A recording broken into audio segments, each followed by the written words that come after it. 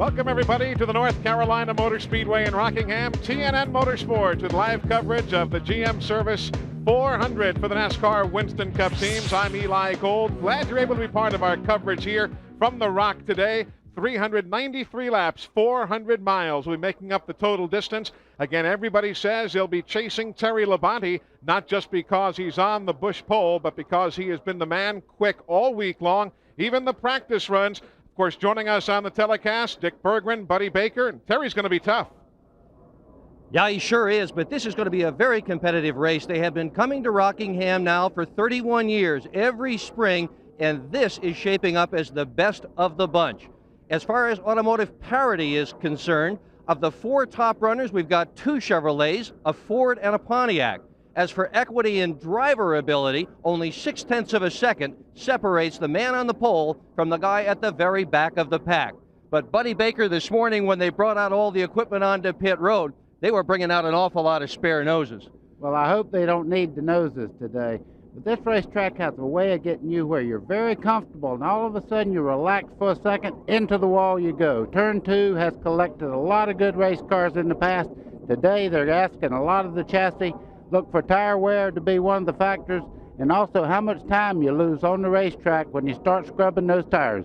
And everybody is also thinking about the fact that this is going to be a little bit of a shorter race. Eli Gold. All right, Dick Berggren, thank you. Now for the Sears Die Hard starting grid, brought to you by the Die Hard battery. Now with more power when you need it. And there is the all Hendrick Motorsports front row. Terry Labonte and Jeff Gordon. They are quick, have been all weekend long. Johnny Benson, the Busch Series champ, stepping up. Hut Strickland won the Busch pole here last fall. Good runs for Bobby Labonte. And Steve Grissom, he's excited about his chances today as you take a look at the others who have qualified well. John Andretti and Kenny Wallace. Boy, has he been sky high here this weekend. A couple of Pontiacs, and notice the paint job on Bobby Hamilton's, a throwback to the old STP Dodge of years ago. Ward Burton, the winner here in the fall. Jeremy Mayfield, another young man for Cale Yarborough, who's doing well. And there you see the rest of the starters. Dale Jarrett, Darrell Waltrip, hoping for well. Bill Elliott says he can surprise, but I'm not quite sure if the car is quite where they all want it here this week. Brett Bodine, Dale Earnhardt in the middle of the field. Kenny Schrader made it in on the first day of qualifying. He'll be starting in the 20th position. Others, Rusty Wallace, he's always strong here at the Rock. And of course, Mark Martin, who won here yesterday. There you see Jeff Burton with the Roush team. Rick Mast, Racer Rick, now with that Hooters Pontiac. Ricky Rudd, we heard from Michael Waltrip, who joined us on the Race Day show earlier today. He's excited being with the Wood brothers. Ted Musgrave, Jimmy Spencer, they're pretty good qualifiers. There you see Derek Holt, Ricky Craven in row number 15. Further back here in the field, you've got Sterling Marlin, Mike Wallace, who says the car can go here today. We'll have to wait and see exactly what the pace will be like. Todd Bodine for his brother Jeff Bodine. We'll talk about that. And Ernie Irvin, he starts and has to pit from the back pit area. Mike Skinner, the Series Truck Champion, or the Craftsman Truck Series Champion. Wally Dallenbach Jr., late speed, there in row number 19. The 20th starting row, Bobby Hillen and veteran Dave Marcus from Wausau, Wisconsin. And Loy Allen all the way at the back of the field from Raleigh, North Carolina. He'll be going shotgun here this afternoon. So we're set to go racing from the North Carolina Motor Speedway in Rockingham. It is live on TNN, where you see more NASCAR racing than on any other network. Welcome back, everyone, to the North Carolina Motor Speedway in Rockingham, the first of 3 pace laps of the field as we get set to go green in today's running of the Goodwrench 400. Now let's take a look at the Texaco Haviland Motor Oil update. They control volatility and fight vaporization, and they bring you the NASCAR Winston Cup point standings after one race at Daytona. And it's just exactly the way they finished the Daytona 500, with Dale Jarrett on top with 180 points. Earnhardt is second. Schrader, good run at Daytona, in third spot. As far as this Rockingham race is concerned, let's give you some of the important numbers. Don't want to overdose on the numbers, but there is the AutoZone race analysis brought to you by the more than 1,250 AutoZone stores across America. AutoZone, the best parts in auto parts. There you see the 393 laps at going to 400 miles here today for the 62nd Winston Cup Series race here at Rockingham. Let's get a last-minute update from down on pit road. Glenn Jarrett. Well, Eli, in an informal poll I took this morning, Terry Labonte is the odds-on favorite. Ray Evernham, Jeff Gordon's crew chief, told me they were a little bit pushy loose, weren't real happy with the car. Bobby Hamilton seems to be the strongest Pontiac. He's real good. Ward Burton had some problems early this morning with the transmission. They had to change it. Didn't know what the problems were. Ken Schrader changed an engine, broke a fuel pump. Rusty Wallace says he's awfully good. That's all I got. Let's go to Randy. Well, guys, as they get ready to go green here shortly, I would like to tell you that Dale Jarrett, after winning at Daytona 1 week ago, really needs to get it done here today if he wants to challenge for the Winston Cup Championship. His record at the Rock has not been all that great since he went full-time on this schedule back in 1989. They've got a new combination of crew members working at the Robert Yates Racing Team. If they're going to get it done, they need to be tough in the next 7 races before they get back to the plate races at Talladega. So Todd Parrott and them are going to do everything they can to get Dale Jarrett up front here today. Eli? And we will, of course, be riding along with a number of different drivers today. Mark Martin has a camera that'll pivot all the way 360 degrees. There's a look from his roof camera. We'll also be bringing you other pictures throughout the course of the afternoon. Steve Grissom carrying a car or a camera in his Yabba Dabba Doo car. And he said to me, he said, I hope it ain't Yabba Dabba Doo Doo before the day is over. And I said, well put, young man. And there you see other views. We've got Dave Marcus, who's also carrying an in-car camera for us here today in his Prodigy Chevrolet, starting in 40th position. Elmo Langley has taken the pace car off the racetrack, and we are about set to go. There you see the lookout from behind Dave Marcus's machine as the front row now approaches the start-finish line, and we are set to go in the second race of the 1996 NASCAR Winston Cup Series, all the way to the start-finish line. The green is in the air, and Terry Labonte, the push pole winner, quickly through the gearbox. He's got Jeff Gordon, though, going to the high side, taking advantage of the banking if he can get the quick jump on the start. There was no plan among the Hendrick drivers as to what to do when they got to that first corner. In fact, they hadn't even talked it over. They both decided that just let the race take it to them and go however the cars wanted to go, and Labonte is strong right off the top. Everybody sorts themselves out. Buddy Baker, you mentioned your dad has the driving school here, the Buck Baker driving school. Everybody cleanly on the restart. How tough is this track to get a good handle on for a driver? Well, what I've noticed this week is that they're able to run 2x2 in the corner, sometimes 3 wide. So the groove is not right on the bottom like it has been in the past in a few races. So you can race side by side, and I look for a lot of good racing all day long. Terry Labonte showing the way in the early going. That is not unusual here. Terry has 5 times led a race here for more than 100 laps. So this is his 35th career start here, and he's used to running near the front, and already the front 2 starting to pull away.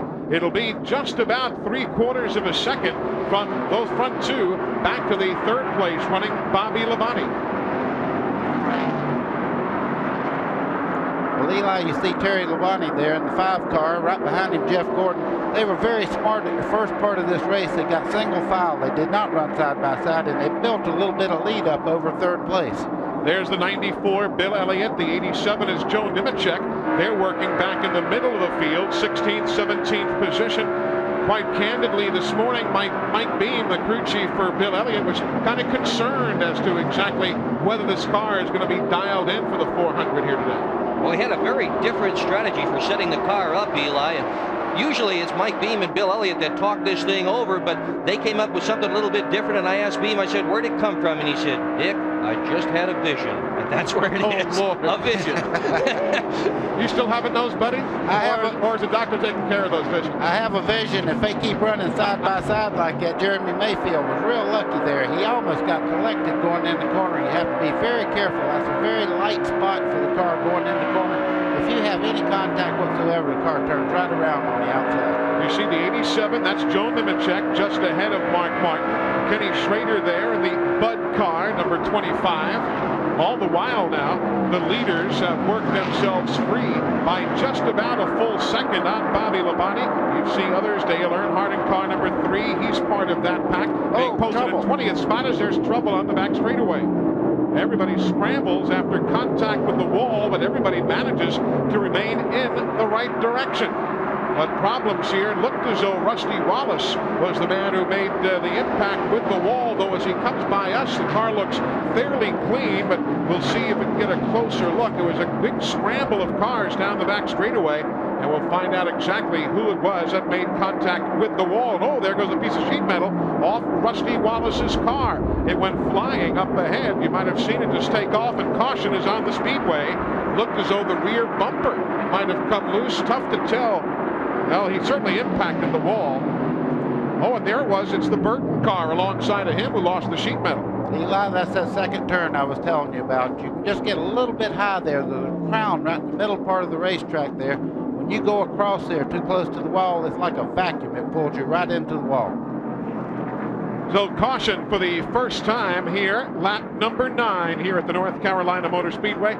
Buddy, let's see if we can get a good look at what happened here. Okay, they're coming off the corner there. You see, Rusty just got. Rusty did get in the wall first, just a little bit. It looked as though Michael Waltrip was shoved by possibly Ricky Craven behind him. Let's see now. We'll have to wait and get a good look. Brett Bodine is there in the 11. Okay, Brett come up just a little bit. Rusty had nowhere to go. It pushed him right over into the wall. Randy Pemberton is down in the Rusty Wallace pit area. Well, we're waiting for Rusty to hit pit road. Basically, what they're looking to do for Rusty when they get him here, obviously they're going to check the toe on the front tires. They're going to see if they're askew or not. Apparently, Rusty feels they are. They're going to string the wheels. Possible left front flat as well for Rusty Wallace. I know there's a driver change going on for Jeff Bodine in the backstretch, 2 broken ribs. Jeff is going to get out, and Todd Bodine, his younger brother, is going to go in as Rusty Wallace now comes down pit road in the Miller Ford. He is on the pit lane. And the crew go to work. Plenty of damage on the left front of the car as well. Right side also, so a little bit of damage. They got to work on some air ducts as well. They're going to make a couple of pit stops if they can get this car in 2 or 3 times under this caution. He has some aerodynamic disadvantage now. It looks to me like they can pound it out, at least from my vantage point, on the left-hand side. Right side tires are changed for Rusty. They're going to come back in after they get the tires put on this car, and then they're going to try and straighten the wheel out for him. Well, you see Rusty's car has been up, so is Brett Bodine's car. He's got some damage to the right rear of his car. Rusty Wallace, the leading active driver as far as wins here at the Rock. He's got 5 of them. He's going to have to work hard here this afternoon to get back to victory lane. We're coming right back to Rockingham early in the 400. Back into green here at the North Carolina Motor Speedway. No change in the running order at the front. Terry Labonte, Jeff Gordon, Bobby Labonte is next in line. Then you've got the rest of the pack. Hutch Strickland, and a good run for John Andretti. He's in 5th. Let's go down to Glenn Jarrett. He's got an update from the Brett Bodine pit area. Well, Eli, it looked like, as you said, Brett was involved in that incident with Rusty Wallace. He's got some right side damage. They came in, made a major chassis adjustment on the car. Also checked the wheels on it. He seemed to be okay. I watched him on the racetrack, though. The car is not performing the way he wants it to, but he's going to have to tough it out. That team's off to a rough start. Robert Presley also made a quick stop. Looked like they may have changed the tire, may have had a tire going down. So those were the only 3 cars that pitted. Buddy Baker, we're always getting new fans in this sport, and as we watch the leaders work here in single file formation, everybody understands aerodynamics at Daytona and Talladega. What does aerodynamics mean here at Rockingham? Well, aerodynamics really does not play a major role here. The one thing you don't want to do, though, is mess up the front end. As far as the toe end and camber, you need to keep the car really getting through the corners well here, because you ask a lot of a race car when the corners are this tight. That's 18th place you're looking at now. Mayfield gets moved aside. You've got Jimmy Spencer grabbing the 18th spot. We're looking from Mark Martin's machine. He's running in 23rd now. The Kodiak car, 41, is Ricky Craven right ahead of him as they work the corners. That's awfully tight for a Sunday drive. Those cars have been running real close together for several laps now. Just starting to sort it out. These guys are feeling pretty racy, though, after getting the season going last weekend at Daytona. You see Mark Martin there in the 6th car, just going by the flag stand, and Sterling Marlin on the outside. They've been side by side for the last 2 or 3 laps there. They're not really running very easy this early in the race. They're really going at it. That is the battle between Mark Martin and Sterling Marlin now for 23rd position. Michael Waltrip, the Citgo machine, He'll move in right between those two. Glenn's got an update on Mark Martin's car. Well, Eli's a little unusual to see him running this far back in the pack. He's usually one of the top cars here at Rockingham, but this morning in the garage area, Mark told me he just wasn't happy with the car. With the new tire they've got, it compresses more, the sidewall flexes more. It really messed up the settings they had on the car. Everybody having problems down in 3 and 4 with the cars bottoming out, and Mark said he just hadn't got it dialed in the way he wants it yet. You can bet they'll work on it during the race. Of course, we're still early here, as Glenn points out. Plenty of time to work on things here at the Rock this afternoon. Just tuning in, we are 20 laps complete. No one yet has challenged Terry Labonte. And I wonder how many times we'll be saying that sentence this afternoon. You can see Rick Mast there getting very sideways up out of turn 2 there. I think he has a loose problem. He normally runs very well here. As a matter of fact, he could have won the race last year and had a problem with a tire that wasn't tightened up just right. But he's usually a factor, but he's fighting a loose condition right at the moment. That's 22nd spot where Rick Mast is running on the racetrack. Mark, as you see, carrying our in-car cameras here this afternoon. 22 laps complete. It's such a surprise to see him running that far back, Eli, because he's got virtually the same setup in that car today that he used yesterday, and he completely dominated the Busch Grand National race yesterday, led 154 laps of the thing on the way to victory lane. And where's Dale Earnhardt? There he is, being bypassed by Jimmy Spencer. That's back at 18th spot now, as Spencer takes over the 17th position here and moves to the outside of the 87 of Joe Nemechek. I guess after a while, even though the inside is the short way around, I guess, buddy, if your car wants to go, you got to give it its reins and let it go. When you see a car start going in the corner very low like that, going all the way up to the high side of the racetrack, the center part of the corner, he's got a handling problem. He's having to chase that car up the hill. I'm sure he'd like to see a caution where he can work on that car a little bit. We talked about Mark Martin, too, as you see the battle going on there in the mid-pack. Mark Martin, although he's done well in Busch racing, hasn't won here in a Winston Cup car since 1989. So that is something to just keep in the back of the mind as we update you with the complete look at the field running order right now. The field standings brought to you by Napa Auto Parts. At Napa, we keep America running. Car number 25, Kenny Schrader. He started in 20th spot. He's up to 15th. There you see Earnhardt in the 3. Bill Elliott with the golden arches proudly emblazoned upon his hood. Car number 94. You know, people have been talking about Schrader having a little bit of help from Ray Evernham, but realize that there is a whole new team there. They let just about everybody go who had been with Schrader before, and it's new guys over the wall, new guys at the shop, new engine program. They are at square one and really getting the job done this year. There's the STP Pontiac looking like the old Dodge Charger from 1972. That's what they're doing this year for Richard Petty's 25th year with STP. They're having a number of different paint schemes, and there is the cars battling. You saw a quick look at John Andretti in the 37 car. Dale Earnhardt, get a little look inside of Jimmy Spencer. That's back in 13th position. If you're curious about the lead, it is still stabilized for Terry Labonte. He's got about 9 car lengths on Jeff Gordon running right behind him. We'll keep a close look at that. They have now pulled just about 2/3 of a straightaway away from Bobby Labonte. He's 3rd, and Hunt Strickland still running in 4th.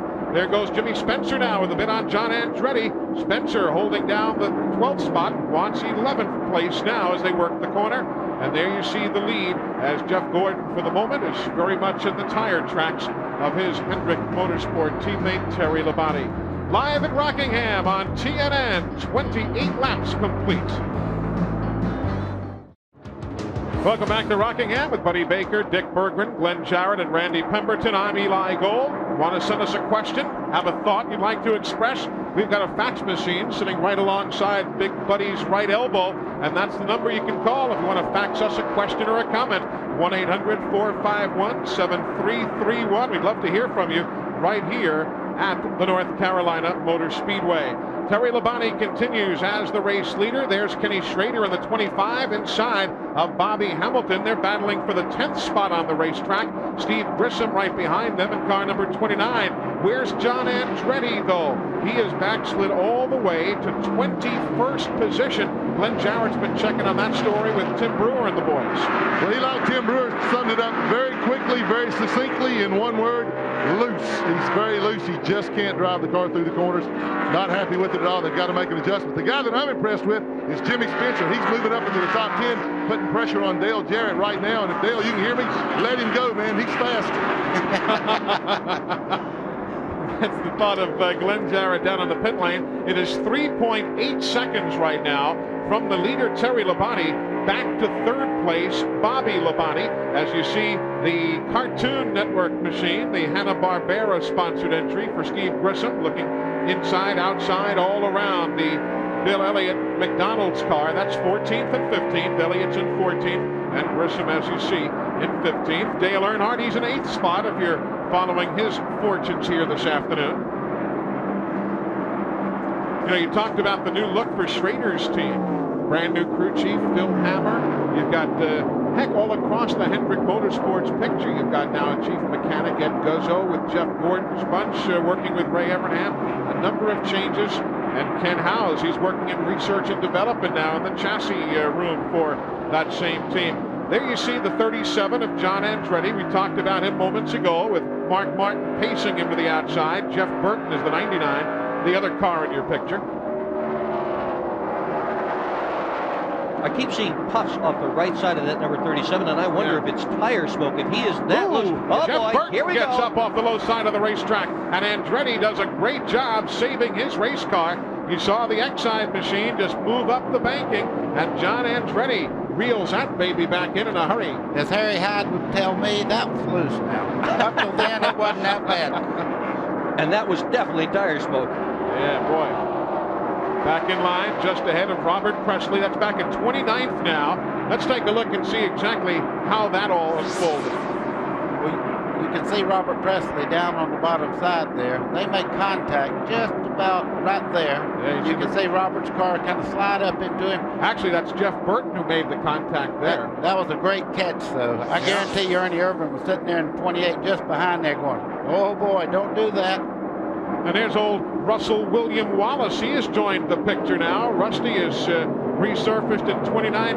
Randy, how significant are the problems on Rusty's car after the pit stop?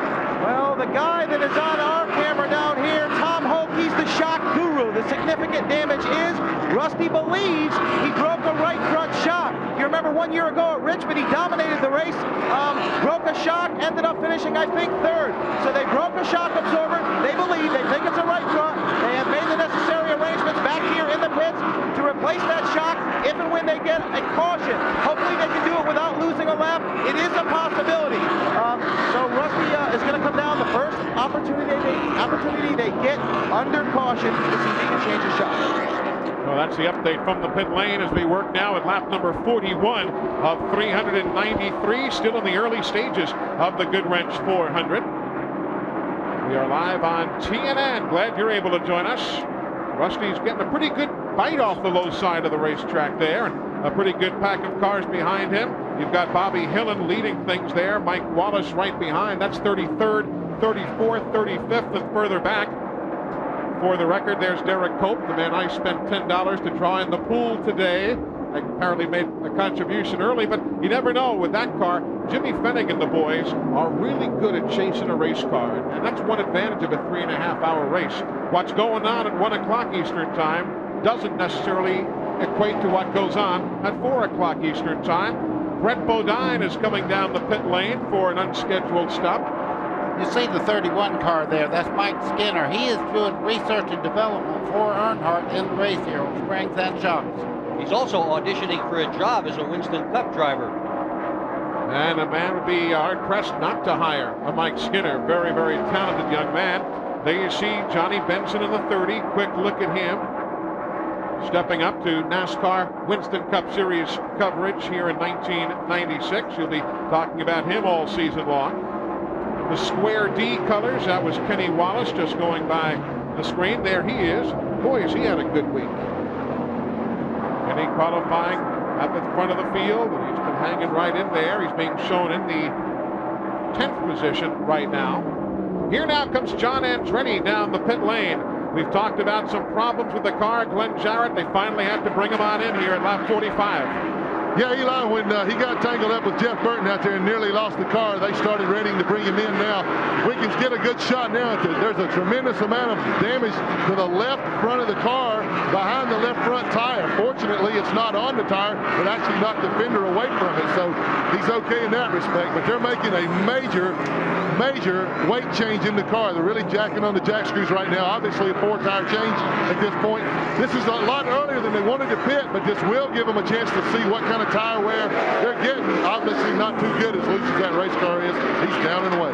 So John Andretti will drop himself off the lead lap, and look where Mr. Earnhardt is. He is up to 5th, and his buddy Jimmy Spencer has now made his way up to 6th. But all the while, it is still Terry Labonte who is showing the way here at the North Carolina Motor Speedway. Live on TNN, the Goodwrench 400, 47 laps complete.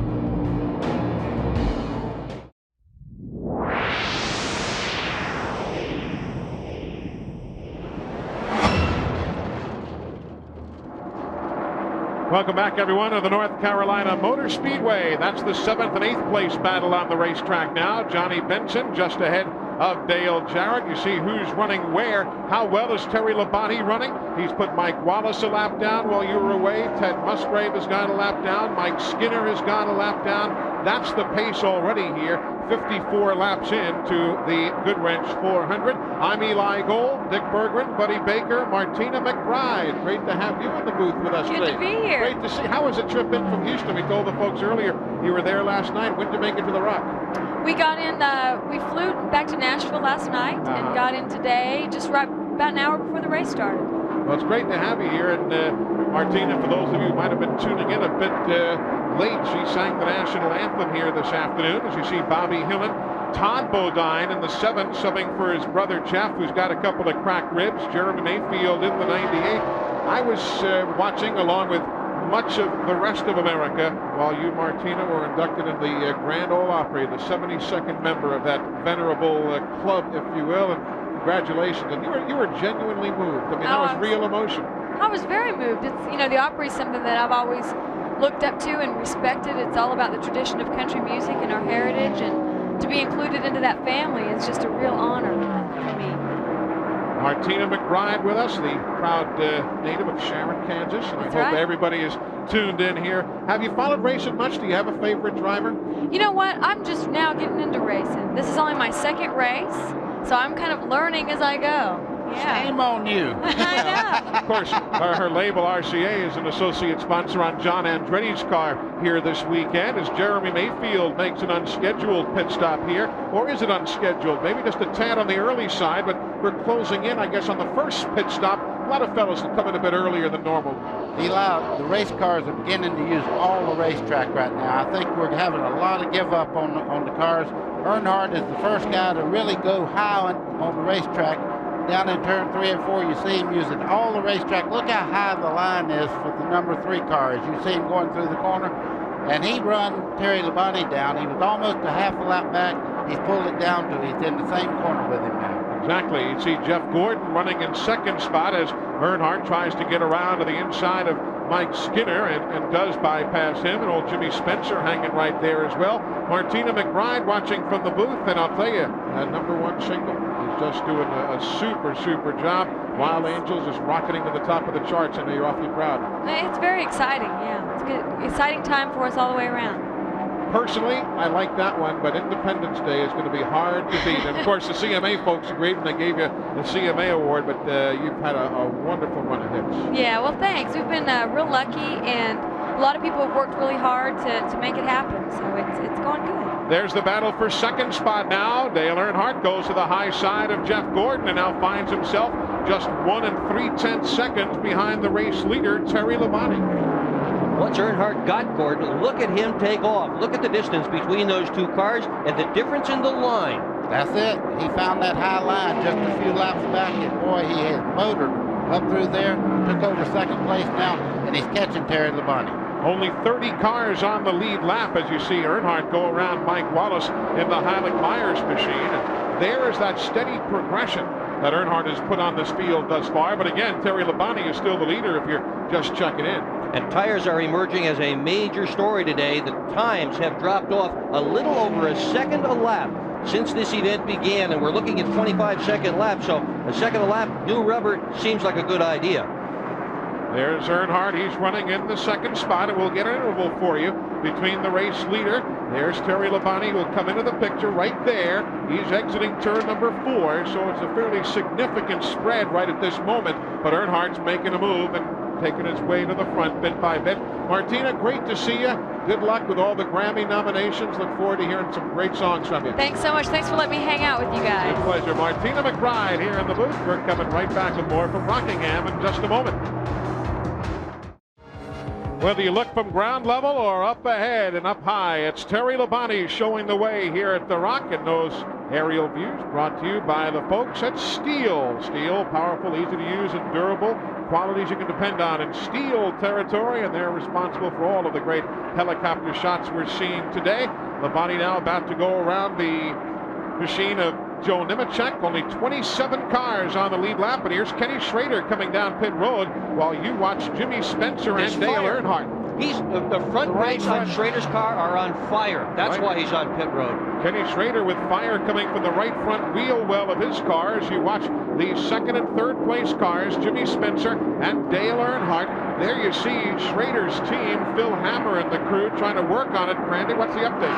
Well, the update is Kenny came over the radio about 5 laps ago and said, guys, the brakes are dragging. He came back over the radio about 2 laps ago and said, I have to pit now. If I wait for 10 more laps, when I would normally make my fuel stop, I'm going to blow right by you in the pits because I won't have any brakes. He said, take some tape off the front of the grill. Let's start working on it. Boy, they're in big trouble. A big disappointment for the Budweiser crew. They had high hopes coming in here to Rockingham. Smoke billows from the Chevrolet. Boy, tough break right there as the crew tries to work. They'll be going a lap down as the leaders swing on by. There you see Terry Labonte about to go by Rusty Wallace. That'll be at 25th position, while Joe Nemechek is on the pit lane. He'll make his stop here at lap number 72. And there you see how quickly Labonte is now pulling away from everybody else. Jimmy Spencer has made a major move here. He passed Earnhardt. He's in second place right now. He has found that high groove to his liking. He is flying around this racetrack. He started 28th, and he is now the only man who's not been able to get by the Terry Labonte machine. Car 42, the Pontiac of Kyle Petty. Ernie Irvin right behind him there in the 28 machine. They're battling for 20th, 21st, 22nd spot as we look on from the onboard camera. Good scramble out of turn number 4 back to the stripe as well. As 3 wide, Earnhardt and Spencer thought about doing it. There's a good battle now. They had Loy Allen, the 19 car. He was the other man, plus the 75. That's Morgan Shepherd, who is driving for Butch Mock Motorsports. As a matter of fact, we had gotten a question faxed to us a short while ago from Kim Baxter in Arizona, coming in and said, whatever happened to the 75 team? Well, you saw Morgan Shepherd. That is the Remington Arms car right there being bypassed by Dale Earnhardt. We appreciate the faxed in comment from KW Baxter out in Arizona. Let's go to pit road and get an update from there. Well, Jimmy Spencer obviously is having one of his best career runs here at Rockingham. New crew chief Donnie Wingo has this team snapped into shape. They built some brand new cars for Jimmy Spencer. He has got it dialed in today. The only problem he has right now, the water temp is at about 230. It's fluctuating between 230 and 240 as he just blew by Earnhardt moments ago. So on his next pit stop, which will be a full gas stop, they're going to take a little tape from the grill. No chassis adjustments are expected. But Spencer having a great run here at Rockingham. Jimmy is 4.1 seconds behind the leader. Terry working traffic, you see. He's about to go by Ernie Irvin. He'll work to the outside of Kyle Petty. If you're a Ken Schrader fan, he is 5 laps down after the extended stay on pit road a short while ago. Now lap number 77, Robert Presley comes in for service from his crew. As these fellas, I don't think really want to go this far, but you got to follow the leader. But yet, exactly, Terry Labonte is running so well, and he is just going to hang on to that lead as long as he can. He's just out there riding. The car is nice and smooth, and the rest of the front runners just don't want to go in and pit as long as he's doing that. Now, once these guys get lapped, they'll go in and pit, take on tires, which has just happened with Kyle Petty. He just got passed, went down a lap, put fresh tires on, going to try to make up his lap. But boy, that 5 car is flying. And Kenny Schrader is going to the garage area. Kenny Schrader taking the Budweiser machine to the garage. There you see Bobby Hamilton in the STP Pontiac, the Pennzoil Pontiac for Johnny Benson in the 30, as Hamilton now makes the move as he comes by him going through the start-finish line area. Mark Martin makes his pit stop now at lap number 79. So much activity. We try and keep you up to date on all that's going on around this racetrack because things happen in a hurry. Hut Strickland making a pit stop. A lot of these fellas just can't wait any longer because Labonte's just making mincemeat of the field. The 30, Johnny Benson, he is an 8th. And hanging in there, doing a great job. Benson had only run 4 times here prior to today in Busch Grand National, top 10 every time he finished. He finished 3 out of the 4. Yesterday, he scared everybody about half to death in the last practice session. Coming off turn 2, just about there, he took that thing round and round and round, never hit anything. What happened, John Benson? He said, I just lost it, that's all. Honest young man. Yeah, and he's doing great today. Eli, Robert Preston just made a pit stop. If you want to know what new tires do, he passed Johnny Benson just a second ago. He's almost a full straightaway ahead in just 3 laps. Of course, everything will cycle around, and if you're not familiar with this racetrack, 30 pit stalls on the main straightaway. The remainder of the field pitting on the backstretch. It's not quite the penalty that it used to be. Now that NASCAR does have pace car driver Elmo Langley under caution, make that little acceleration going through the corners. As on the pit lane now, here comes Mark, or at least here comes Jeff Gordon, Ted Musgrave, Jeff Burton is in for service. All of this at lap number 83. So more and more teams just being forced to say, the heck with Terry Labonte, we're just going to go and do it as we see fit. There you see a big pack of cars working through the corner, and there you see the DuPont Chevrolet. Monte Carlo being serviced by Ed Guzzo. A couple of rounds there. Significant chassis adjustments. A lot of the teams were complaining that their cars just pushed. This one, Ray Evernham was able to adjust between push and loose, and I'll bet you anything they're going to get that thing better now that they've made a pit stop. Let's go to Randy. Everybody on pit road, guys, have been making chassis adjustments. Mark Martin went to the track bar adjustment. It's been a wedge adjustment here, a wedge adjustment there. We're waiting for Jimmy Spencer to hit pit road, but it's just been plenty of chassis adjustments. Nobody's got their car to their liking, at least as the first go-round here of pit stops continues. A 19.88 second pit stop for Jeff Gordon. Derek Cope is on the pit lane as you watch Terry Labonte. Hasn't yet made his pit stop as the race leader. Let's take a look moments ago at Terry Labonte trying to work some traffic. He and Derek Cope were together trying to put Derek a lap down, and baboom. Well, that's what happens. Casual contact there. That's just good hard racing. Nobody really meant to do anything wrong there. And that's what happens when you're on old tires, too. It's really hard to hang on to it. I'll bet Labonte will be coming in soon after that. That was a wake-up call. Derek Cope is on the pit lane. Dale Jarrett is in for service now. Bobby Labonte making his pit stop. All of this at lap number 86 while we await that man, Terry Labonte. He has been the lone leader of this Goodwrench 400. Here's Ward Burton making the pit stop now. For Dale Jarrett, 25.5 seconds. His pit stop at lap 86. Ward Burton in at lap number 87 right now. And everybody is just waiting and watching. Terry Labonte hasn't yet tipped his hand as to whether this will be the lap or not. Here he comes out of turn number 4. Yes, he's coming in this time. Terry Labonte now peels off the banking of turn number 4. Dale Earnhardt stays out with him and now comes down the pit lane. So you've got Earnhardt there and the race leader Terry Labonte both coming down the pit lane. Pit road speed 45 miles an hour. Rusty Wallace is in as well. Let's go to Glenn Jarrett. Terry Labonte brings the Kellogg's Cornflakes Chevrolet in, and I tell you, they waited them out. Gary Dehart, the crew chief, told me that they weren't coming in till some of the other guys did. They went almost 90 laps. This is lap 88. That's a long way to go. Jimmy Makar told me, his brother Bobby Labonte's pit, that they only wanted to go to lap 65. So Labonte's forcing everybody to make adjustments to their pit strategy. Let's go to Randy.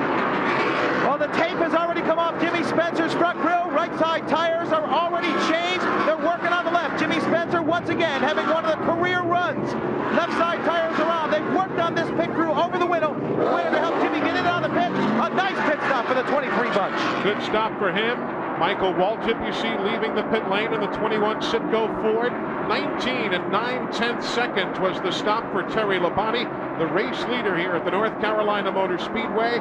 Being posted right now, only 10 cars on the lead lap. Of course, everything cycling around during the sequence of green flag pit stops. 89 laps are on the board right now in the early stages of the Goodwrench 400. Glad you're with us on TNN. We're back in a minute. Back with you at the Terry Labonte benefit. He is continuing to pace the field 93 laps into this 400. You see that 800 number? You can call that number, 451-7331. Give the folks on the other end of that number a question, and they will fax it to us here. You don't even have to have a fax machine. Just call that number. They'll jot it down and fax it to us here. We got a question faxed in a short while ago from Amanda in Indiana. Wanted to know what happens if two cars get together, have an accident on the back straightaway. How do you determine who finishes in what position if either car can't continue? And one car's in the wall. We'll get Ward Burton with a problem, and caution is on the speedway. Ward Burton on the wall, running in 17th spot, and we're under caution for the second time here. We'll get back to Amanda's question in a moment, but the man who won the 400 here in the fall, not going to win it here today. Our pit reporter just called me just a lap before this and said he was beginning to smoke just a little bit, so it may have been an engine problem causing that wreck. So we are under caution for the second time, lap number 97. Jeff Burton, his brother, had problems on lap number 9. Now it is Ward Burton here at 97. Boy, a gaggle of cars there. Yet right in front of Terry Labonte, too, right in front of the race leader. And you see the resulting problem. Let's see if we get a better look, guys. Oh, he got collected going in the corner there. There's contact getting in the corner. Who is that? That's Ernie in the 28, Terry in the 5, and Ward Burton, who, thanks to the self-cleaning banks, edge up on the low side. Here's another look. And this is probably the most likely way to have an accident in a big league stock car race. Going into the corner, coming out of the corner, everybody thinks there's room, and there isn't quite room, and Ward Burton paid the price. Caution, second time today, 98 laps complete of the 393. Terry Labonte, the race leader here in the middle stages of the Goodwrench 400. Ward Burton has done a heck of a job in Bill Davis's Pontiac. 10 races, averaging finishes of 17th. You see all the other drivers, how they just averaged 26th, but Ward is in the garage area right now after an accident. Glenn's with him. And Eli, he's a little bit shaken up, understandably so. Serious contact with Ernie Irvin out there. Ward, first of all, glad to see you out here, but from your view, what happened? Well, he might have been under me that much, but it wasn't enough for him to take the position. And, you know, we just had to all give and take, and we got to use our heads, and I don't think Ernie Irvin did that right then. Is there any chance of getting the car back in or too badly damaged? Hell, I don't think so. It hit pretty hard. That's too bad. Tough break for Ward Burton. As you said, Eli had an awfully strong car. One of the best Pontiacs, but looks like his day is done. Yeah, he's already got a win and 3 top 10s in 3 Winston Cup races here. He won in the Busch Series here, but not this afternoon. Green flag is in the air as we wrap up the second caution of the afternoon, the restart, and Terry Labonte. Time to go, but let's see if now maybe Earnhardt and Jimmy Spencer can stay with him. Those two, as you're just joining us along the way, started further back. They worked themselves to the front together, and they have been knocking off positions as quickly as Labonte has. On the pit lane, Brett Bodine returning from the garage area, so he's back on the speedway. He will be shown at this point 21 laps down, but Brett is back on the racetrack, and Terry is back pulling away as we look at the action from aboard Dave Marcus's Prodigy machine. 20 years ago, 1976, pole winner for this race, Dave Marcus. You see Jimmy Spencer taking second place away from Dale Earnhardt. He made the pass down the back straightaway. Jimmy Spencer showing a lot of muscle early in the race here. Sure is.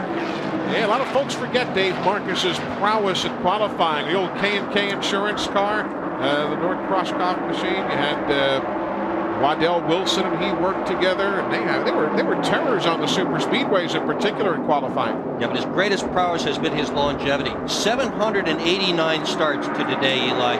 Nobody else that's racing here today has that kind of experience. Still at it after all these years. Terry Labonte continues to lead. We are being shown only 16 cars on the lead lap. One of those is obviously Dale Earnhardt in the 3. He is chasing the 23 of Jimmy Spencer.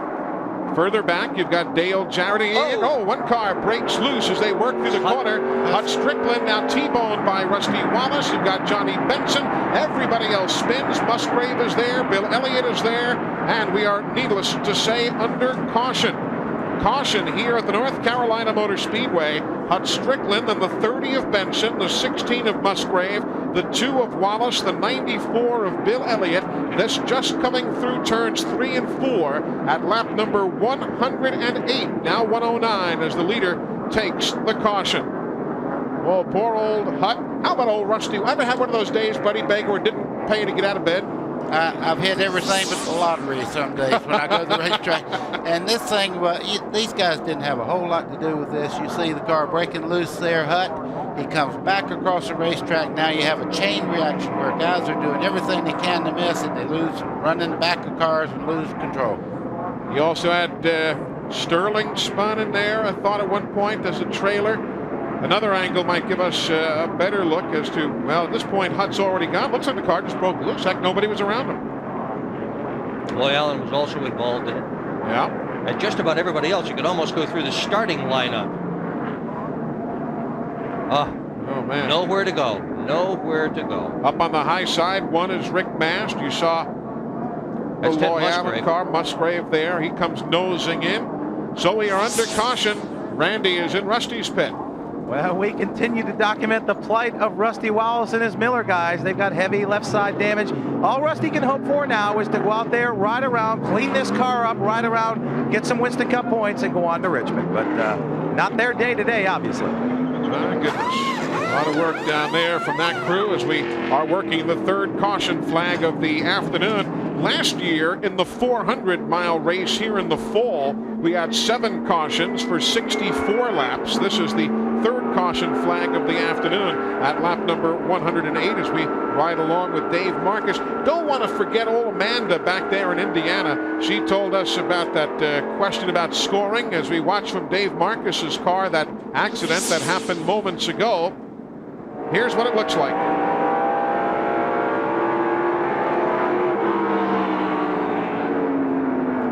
Dave Marcus had a little contact there with Hut Strickland and turned him right up into the wall. You know, that's deja vu with Ernie Irvin and Ward Burton. Same kind of situation. Now we'll see what Steve Grissom was able to see out of the window of his Hanna-Barbera automobile. He's behind Kenny Wallace.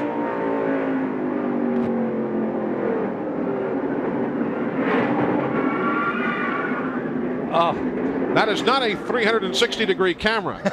That was a 360-degree car as we are under caution here at the North Carolina Motor Speedway. 111 laps on the board, and the leader, Terry Labonte. We're coming right back. We have just gone back to green here at the North Carolina Motor Speedway, and Jimmy Spencer, shot out of a cannon this time, stays right with Terry Labonte on the start. They've pulled away from Dale Earnhardt, Dale Jarrett, and Jeff Gordon. That's your top 5. Heck of a jump that time, though, for Spencer. Didn't want to let Labonte get away. Meanwhile, in the garage area, Randy is watching repairs on the Ted Musgrave machine. And so is Ted, Eli. I've counted them, 14 guys working on this Family Channel Prime Star Ford. And Ted, I know it's difficult to say what happened, but you're okay. How did you see it out there? Actually, I didn't see it. You know, the spotter told me they're starting to wreck, and by the time I got there, there was more cars involved than we figured. I'm not sure what started, but we just got in the middle of it. You know, we're working hard to try and get back out. It's not damaged too bad, the radiator, oil cooler, and a little suspension, but these guys won't give up. We need points. We'll get back out. Okay, they've got a hydraulic hand pump jack on it. They're trying to straighten out the frame in the front as well. Glenn Jarrett? Well, Randy, I'm down at Johnny Benson's pit, and he's still on the racetrack, so only 6 guys could go over the wall and work on his car. He is running 15th, the last car on the lead lap. He did pit every lap under that caution. Major rear end damage, but I didn't see any structural damage. Looked to all be sheet metal. He complained of a problem with the brakes. They came in a couple times, worked on that. He said the car was okay for what they had. He'll just have to ride it out. Tough day for the Pontiacs in that wreck. It took out Benson, also Rick Maston, Bob. Right before that, Ward Burton. So Pontiacs are not faring well at the Rock today. Well, certainly not because of Pontiac performance necessarily, but by virtue of the fact they're getting caught up in a lot of these accidents. And there you see second place. Spencer, the 23, has it. Earnhardt, the 3, wants it. I was just watching the grandstands as Earnhardt pulled up on Jimmy Spencer there. They're beginning to rumble a little bit. They come and they boo him, but they love to see Earnhardt go. You've got Dale Jarrett in the 88 being watched closely by Jeff Gordon in car number 24, the DuPont Chevrolet. That's your top 5. 6th is Bobby Labonte. Ricky Craven running in 7th. Robert Presley is 8th. Ricky Rudd is 9th. That's your top 9. 10th now, they will show Jeff Burton. Kenny Wallace is 11th. Steve Grissom is 12th. Sterling Marlin is 14th or 13th spot. As you see the names now being shown you on the field summary, only the top 15 are on the lead lap. Johnny Benson and Bobby Hamilton rounding out that top 15. We have had 3 caution flags thus far, if you're just tuning in. And in the garage area, Ken Schrader, Hut Strickland, and Ted Musgrave. We have seen Terry Labonte lead 113 of the 124 laps thus far. Other leads have been held during green flag stops and caution stops and likewise, but otherwise it's been the Terry Labonte battle. 3-way battles there around the racetrack. Bobby Hillin in the 77 car. There you see Todd Bodine driving for his brother. And Jeff Gordon is off the pace. Smoke from behind the Jeff Gordon car. The DuPont Chevrolet going up in smoke here on the main straightaway. Kaboom. Kaboom is well said. Understatement of the day, certainly. The 1995 winner of this event. Meanwhile, near the front, Jimmy Spencer has chased down Terry Labonte. Eli, there's a contrast of the way they're getting to the corner right now. Spencer's moved back up into that high line. He tried to run down low where Terry Labonte was. He lost some ground to him. Now he's moved back up in his groove, and he's actually closed in on Terry Labonte. Terry Labonte's car just doesn't seem quite as comfortable as it was earlier. He's been going up the banking a tad more. And there is indication from down on pit road that Terry might be feeling a bit of a problem with the car. Glenn, what's he saying to his crew? There's a vibration in the drive line. I asked Gary Dehart, we heard him talking about it on the radio. He did verify that they've got a problem of some sort. Terry's taking it easy. I have moved down to Jeff Gordon's pit. He is in. He's brought the 24 DuPont Chevrolet in. The car is still running. A lot of smoke coming from it. It sounds like it has dropped the cylinder. It's not hitting on all 8 right now. So we'll update it as soon as we find out he just shut it off. We'll see what the matter. And the drivers are saying that that is one of those heartbreak situations because you've got a tough finish at Daytona a week ago, a tough situation here. Obviously, he won't win. He'll go many laps down. Not the way to start off the title defense, is it? No, it isn't. But, when you look at his finishing record, this is the first real engine-related problem he has had since the shifter incident at Pocono last year. He did not have an engine-related DNF in all of 1995. There you see first, second, and third spot right now. Kenny Schrader's back on the track. If you follow the fates and fortunes of the veteran from Fenton, Missouri, he is 55 laps back after the stay in the garage area because of the brake problem that we showed you earlier, and the flames had billowed out from the right front wheel, but he is back on the track, 55 down. The only folks in the garage area, Hut Strickland, Ted Musgrave, and now Jeff Gordon, as they will push the car behind the wall. Good scramble there. The 98 is Jeremy Mayfield, 15 Wally Dallenbach, 42 Kyle Petty. All of those cars not on the lead lap, but they're battling amongst themselves for 20th, 21st, 22nd, 23rd position. Glenn Jarrett has an update with Ray Evernham. What are they saying, Glenn? Let's talk to Ray. Eli, Ray, what happened to the car? Sounded like a cylinder. Yeah, it lost the cylinder. Right now we're going to go ahead and pull the push rods and the rockers off so it doesn't blow oil and just try and get as many laps as we can.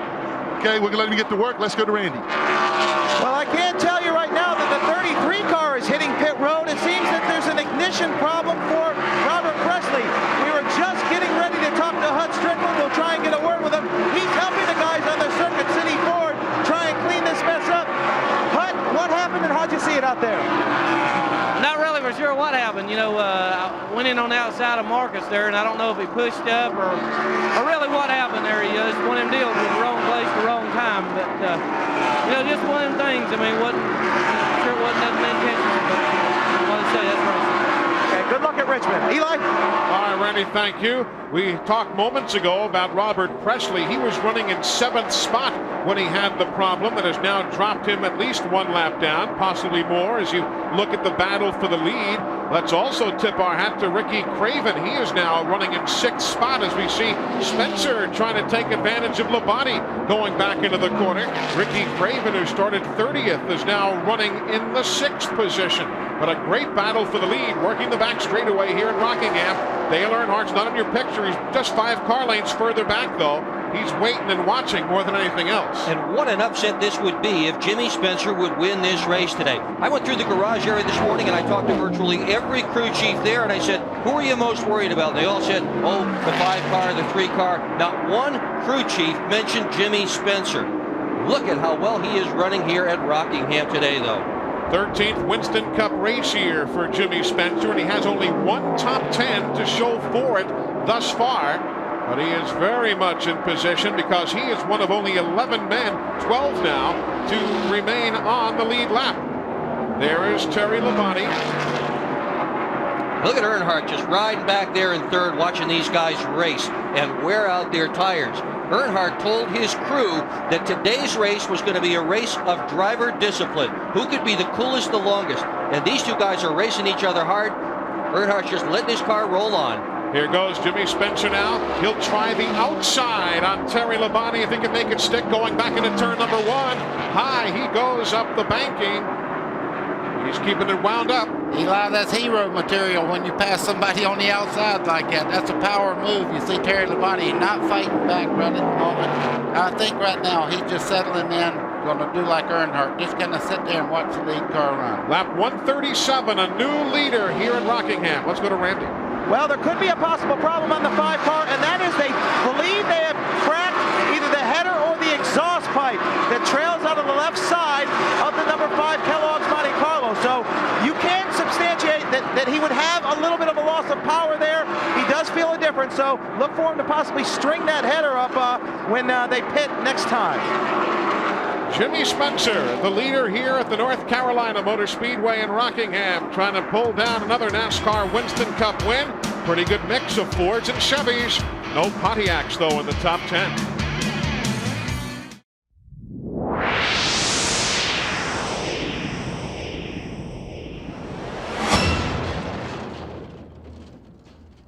That is where we are, Rockingham. That is where Todd Bodine is in the pit area after a big plume of smoke came out from behind his brother's QVC car. Todd is in for Jeff. The 800 number still open if you'd like to send a question to us here, a thought, a comment.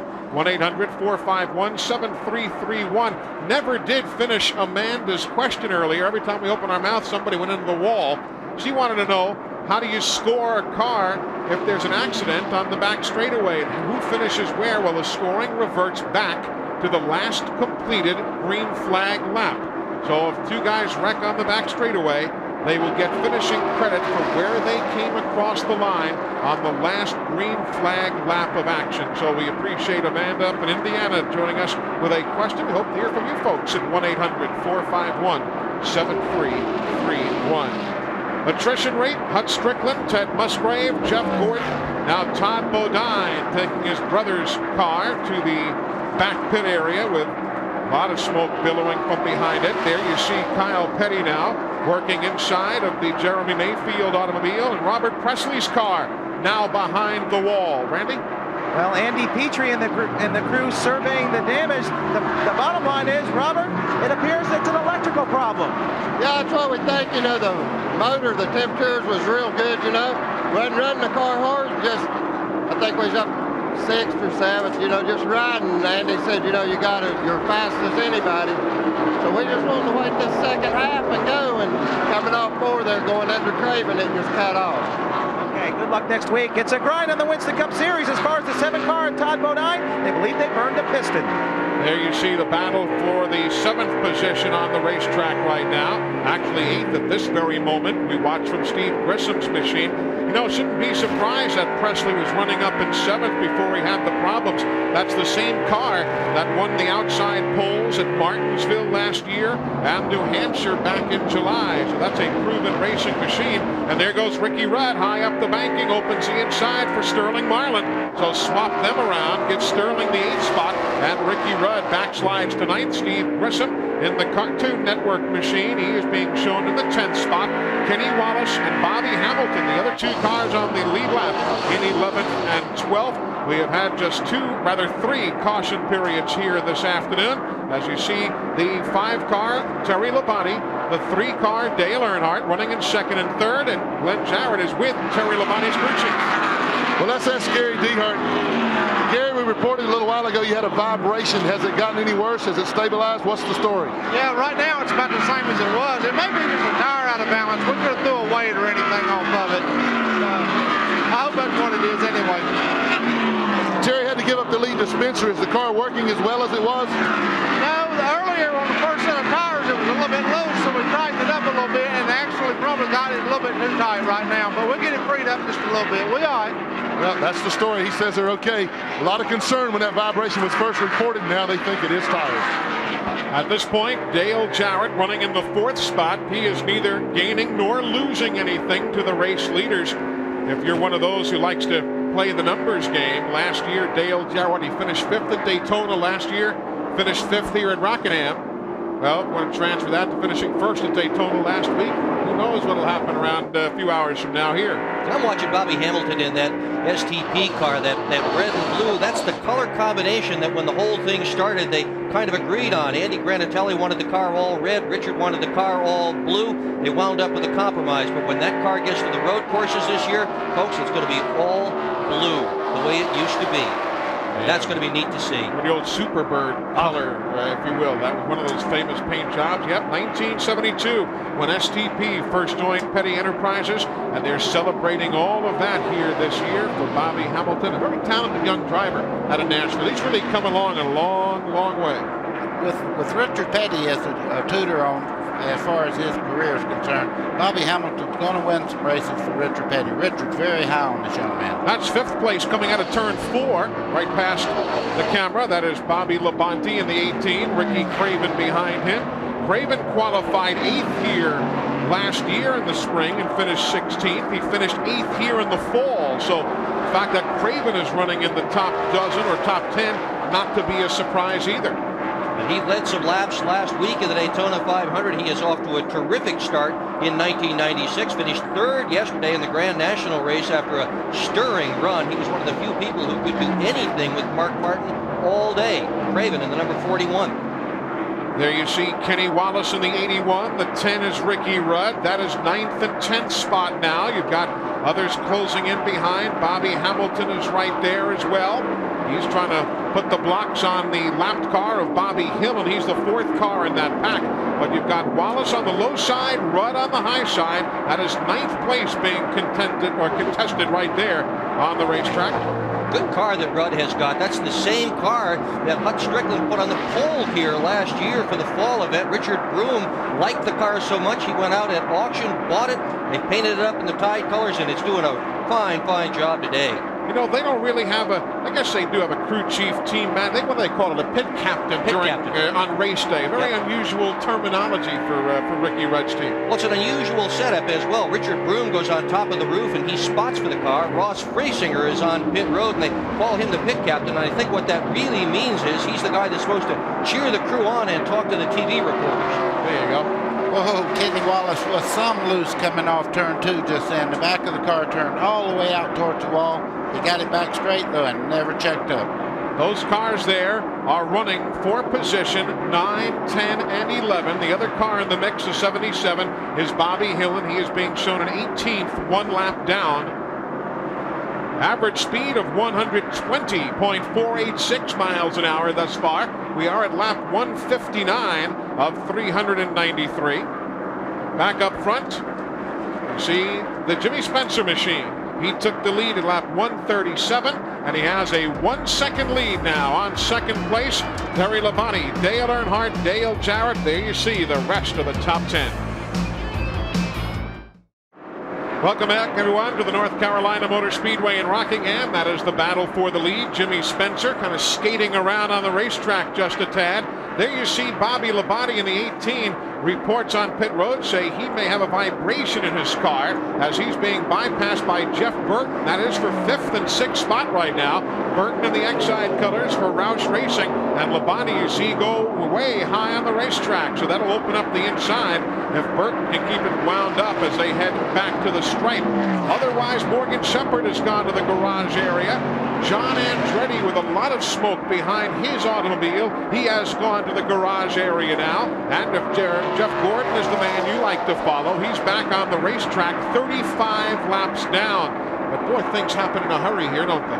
And this has been a great race between these two cars. Burton on the low side, and that pink and black car has been very loose. The tail end will come right up, but I'm telling you what, he is driving a very brave race here, sticking the nose underneath Labonte lap after lap after lap. Dick, when you run the low line like Burton's doing right there, you can't let the car come off the corner with the thrust that you need to go down the straightaway fast, so you have to kind of check up. Meanwhile, back up front, Terry Labonte wants to reassume the lead. Jimmy Spencer's had it since lap 137. That is 30 laps ago. Field working back through traffic. There you see Kenny Schrader. He's 55 laps down. Johnny Benson, many laps down. Discipline, right here, discipline, as Earnhardt would say, is ever so important. A lot of race to go. Don't forget Dale Earnhardt. He's running there in third. You see him in the back of that picture. He's behind Kyle Petty, who's being shown a lap down. Robert Presley back out on the racetrack. He is 39 laps down after the electrical problems that were bothering them earlier. So Schrader's back 55 down, and as soon as I say that, he goes back to the garage area again. So Kenny will park it. Brett Bodine is 21 down. Jeff Gordon 35 in arrears. Robert Presley 39 back. You know, if I were Kenny Schrader, I'd really think about running that car again. If you watched the race in Atlanta last fall and saw Kenny Schrader in the garage work on the engine, bring it back on the racetrack, in the garage work on the engine, this is the same car. He's having the same kind of day today, but this time with brake problems. Get out the torch. He was 39th here at the Rock last February, so he hasn't necessarily had the successes here he'd like in the early race. As you can see, Terry Labonte has passed Jimmy Spencer and reassumed the lead. I think Spencer just run so hard, and he was a little bit... Trouble in turn one. Hard crash. Hard crash up into the corner. We are under caution for Bobby Labonte. Remember, we had said earlier that he was reporting a possible vibration in the car. He was running in 5th as he goes up into the wall, and we are under caution here on the speedway. So caution, and that too is Loy Allen's automobile involved with an accident as well. So caution here at the Rock. It comes out at lap number 172, and Glenn Jarrett, you had the eyeball on it, didn't you? Oh, absolutely, Eli. I was standing here in Terry Labonte's pit, and I heard a tire blow. Loy Allen got into the wall right dead in front of us here, if you can see out of my camera where he impacted the wall. But there was oil or water or something all over the racetrack in the groove. When Bobby Labonte came through, he got in it. Of course, you're turning right there in the tri-oval. The car just simply spun right out from under him. Man, oh man. So it happens, and rarely do you see single car incidents, more so at some tracks than others, but let's get a look at it again. Past Jeff Burton. And that had been going on for a long while. There's Loy in the wall. Well, Burton and the 18 just came together. Let's see if we can get another look and get a better view as to exactly what transpired. That one was a pretty good idea. Let's see what we can get here. Here's Loy Allen. After the crash, and he can't steer. Boom. Gave it a pretty good lick, didn't he? Yep. So Loy Allen, Bobby Labonte, separate yet related incidents, and we're under caution here at lap number 172. Bobby Labonte finished second here a year ago, but that is not to be here this afternoon. That old car is pretty well used up. They can't even get it on the record without pulling it apart some. Yeah. So Loy Allen and Bobby Labonte involved here, and they'll be heading to the garage area. Now from the bumper cam, buddy. This is from the bumper cam. Now, we'll have to ask Bobby Labonte whether he checked up a little bit, because I don't believe that Jeff Burton got into the back of him right down the straightaway without Bobby Labonte having some kind of problem before then. You see those air deflector flaps come right up as they are designed to do. Let's go back to Glenn Jarrett. He was actually closer to the incident than any of us. Well, Eli, now that I have seen it, I thought I saw a stream of oil there. What happened was when Loy hit the wall, they were coming up on Loy Allen, and I think Bobby just checked up, saw the wreck in front of him. His spotter yelled at him, "Wreck right in front of you," and he lifted, and Jeff Burton's spotter, or Jeff, didn't see him lift in time and just simply got into him. Now let's go down to Randy Pemberton. The 1995 Winston Cup champion Jeff Gordon has climbed from his car. Not your day today, not your day at Daytona, not the way to start off a season. It's hard to smile, but we're trying real hard. You know, I think the effort is there, and these guys are working so hard, and that's what I feel for, because, you know, they don't deserve this. I think what the big thing is that we're being humbled right now. We're realizing how well things went for us last year, whether it be the luck or the way, whether or not we broke or not. And, you know, this is frustrating, but we're going to bounce back. We're still going to win some races this year. And, you know, now we're just looking forward to going to Richmond. No question about it. This is the kind of team that can put a string of 20 together in a row without any problems. Yeah, they can do that in a hurry, no doubt about it. We're only 11 cars on the lead lap right now. There you see Terry Labonte. Jimmy Spencer is second. Dale Earnhardt third. Dale Jarrett fourth. Jeff Burton is fifth. Sterling Marlin sixth. You have Ricky Craven going seventh. Kenny Wallace is eighth. Bobby Hamilton ninth. 10th is Ricky Rudd. Last car on the lead lap is Steve Grissom. Let's update you again with all that's gone on in the garage area. Obviously, you see Bobby Labonte heading there. Loy Allen, Kenny Schrader's back in the garage. John Andretti and Morgan Shepherd have both parked their cars. Todd Bodine with a problem earlier. Accidents taking Hut Strickland and Ted Musgrave from the race. Jeff Gordon is now done for the afternoon. So it's been a rather high attrition rate here in the early to mid stages of this Goodwrench 400. Some of those cars may come back out onto the racetrack again, but you're right, Eli. This thing has been problems. Both engines and crashes today have taken a lot of people into the garage area. Even brakes was the case with Schrader. Terry Labonte. Yeah, Terry's been strong all day long. Labonte led the first 88 laps and led from lap 90 through 136. He is back atop the leaderboard here at Rockingham.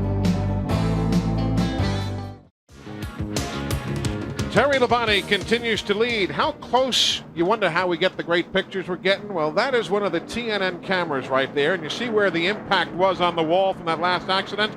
That is an unmanned camera. The fellows who were there on the still store cameras, but there's the operator of our remote camera. He is well behind the safety of the catch fence, but you see the remote camera that is being worked by the wonders of a joystick from just a few feet away, but from the safety behind the catch fence. We are under caution if you're just tuning in.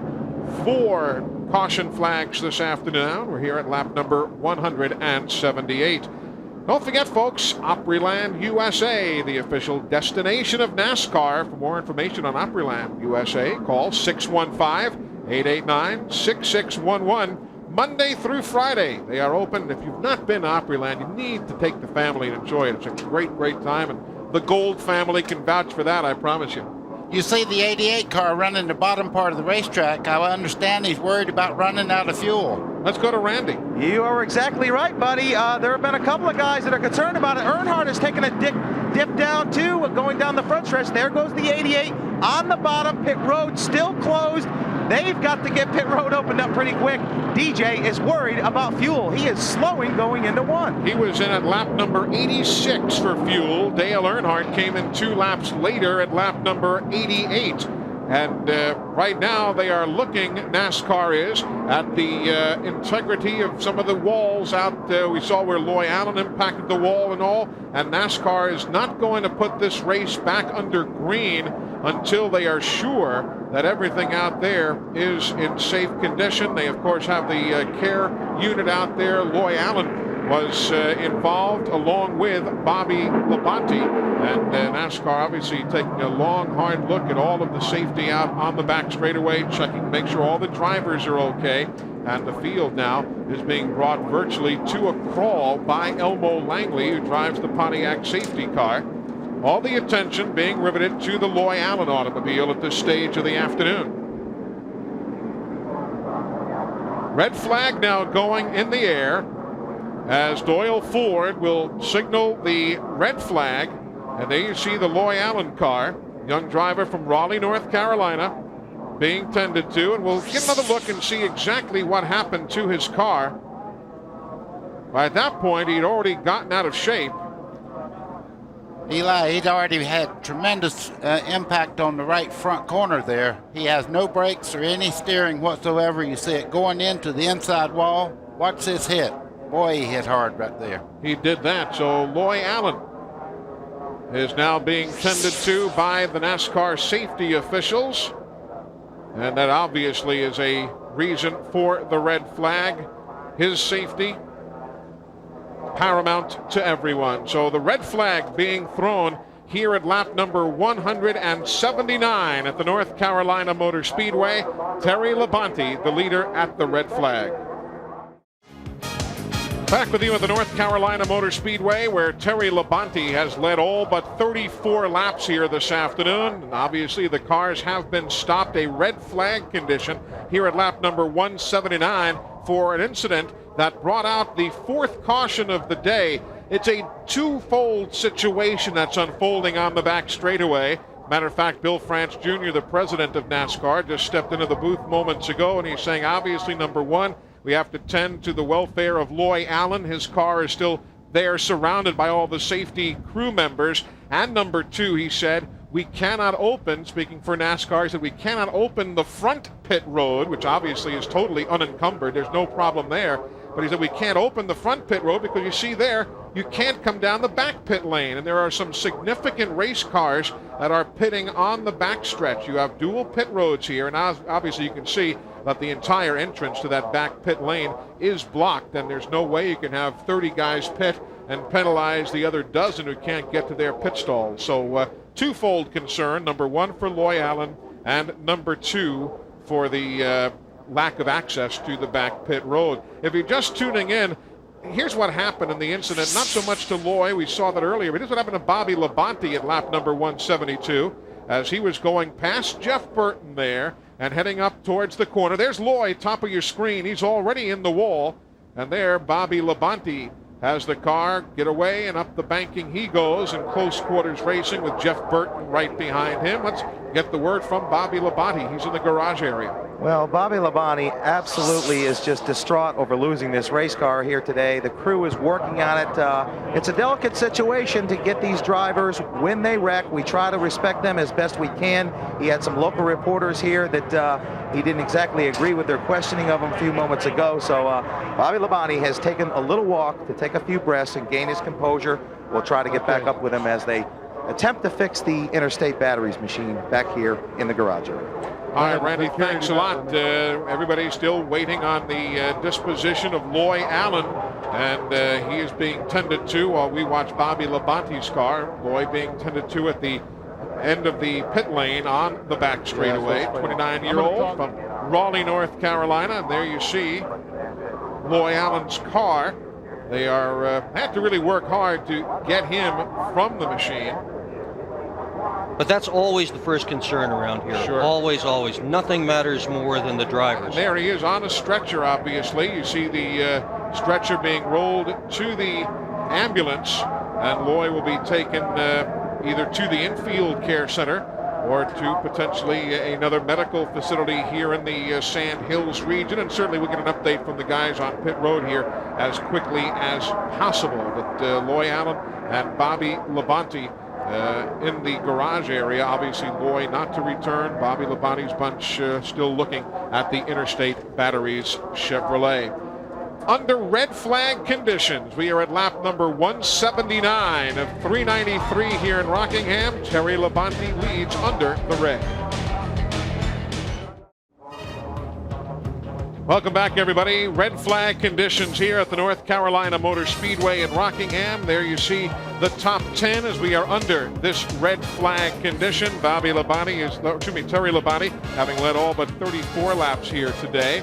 Some cars having some pretty decent runs, but they're actually all being overshadowed by the superb run by Terry Labonte, Jimmy Spencer. Dale Earnhardt is third. You've got Dale Jarrett and Jeff Burton. And what about Dale Jarrett running low on fuel? We saw a short while ago that he was already kind of idling on the flat of the racetrack. Glenn, does Todd Parrott, his crew chief, have any concerns or what? A lot of concern, Eli. We'll just ask Todd, can he make it back? Yeah, things running right now. If it come in right this time, we can make it.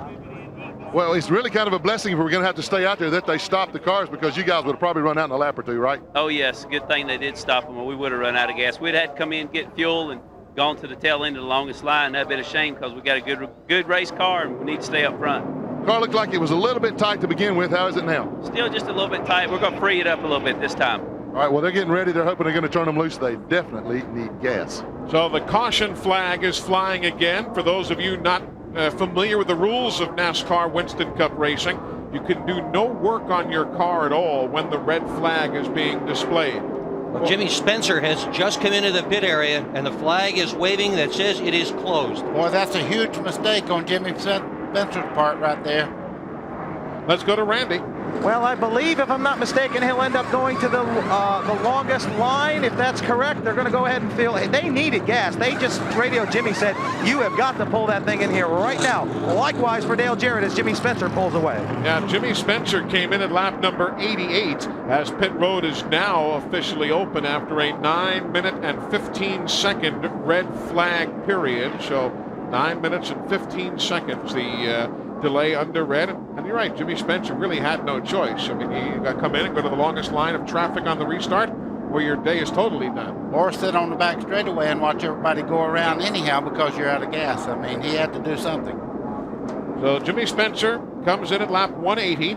If you were curious about the back pits, you've got Sterling Marlin, who's running in 6th spot, pitting on the back straightaway. Ricky Craven, who's running in the 7th spot, he's pitting on the back straightaway. So that was another reason why you could not at all penalize anyone because of a problem elsewhere. Leaders are on the pit lane. You've got Terry Labonte at the top of your screen, Dale Earnhardt, Dale Jarrett. Under caution, these stops are. All coming at lap number 181. You see the STP Pontiac on the right of your screen. He's in. Steve Grissom is in as well. Earnhardt, the first one away. Dale Jarrett, the second. Labonte down off the jack, and he's gone. And they'll be heading back to the line, and it'll be Terry Labonte. And Dale Earnhardt just paid the first price for not being the Winston Cup champion. He did not get the first pick of pit. Terry Labonte got to pick a pit that was further up and beat Earnhardt out of the pits as a result. 10th place, Ricky Rudd seemed to have a problem, Randy. Well, Ricky just came over the radio and said, sorry, guys, I don't think I've ever done anything that stupid. He drove right on by him on pit road. Flat, missed it. Has to come around. He'll pit this time with a big group of cars all pitted around him. The Citgo car is in. Here comes Ricky into his pit now. He's fuming about this one. He just drove on by it. They're going to go ahead and put 4 tires, fill her up with Unocal fuel. Well, at least he doesn't have to deal with an angry car owner. He owns the car. So he did lead a lap, though, for that little miscue. Everybody else pitted. Ricky Rudd gets 5 bonus points, maybe to appease himself just a bit. We'll be right back. Back with you under caution here at the Goodwrench Service 400 live here on TNN. We are in Rockingham, North Carolina. 184 laps on the board right now as we work under this caution period, the 4th of the afternoon. Interesting happenings on pit road moments ago. There's the Roland spam can for Lake Speed, and here's what happened. See the tire carrier coming around here. He stumbles just a little bit, gets in the path. Wow. It's a tire carrier on Mike Skinner's car. So you want to be a crew member, they say. There's Lake Speed, and let's get an update from Glenn Jarrett. He's down at the Infield Care Center. Well, Eli, we moved down here. Obviously, we can't get in there yet, but we got good news.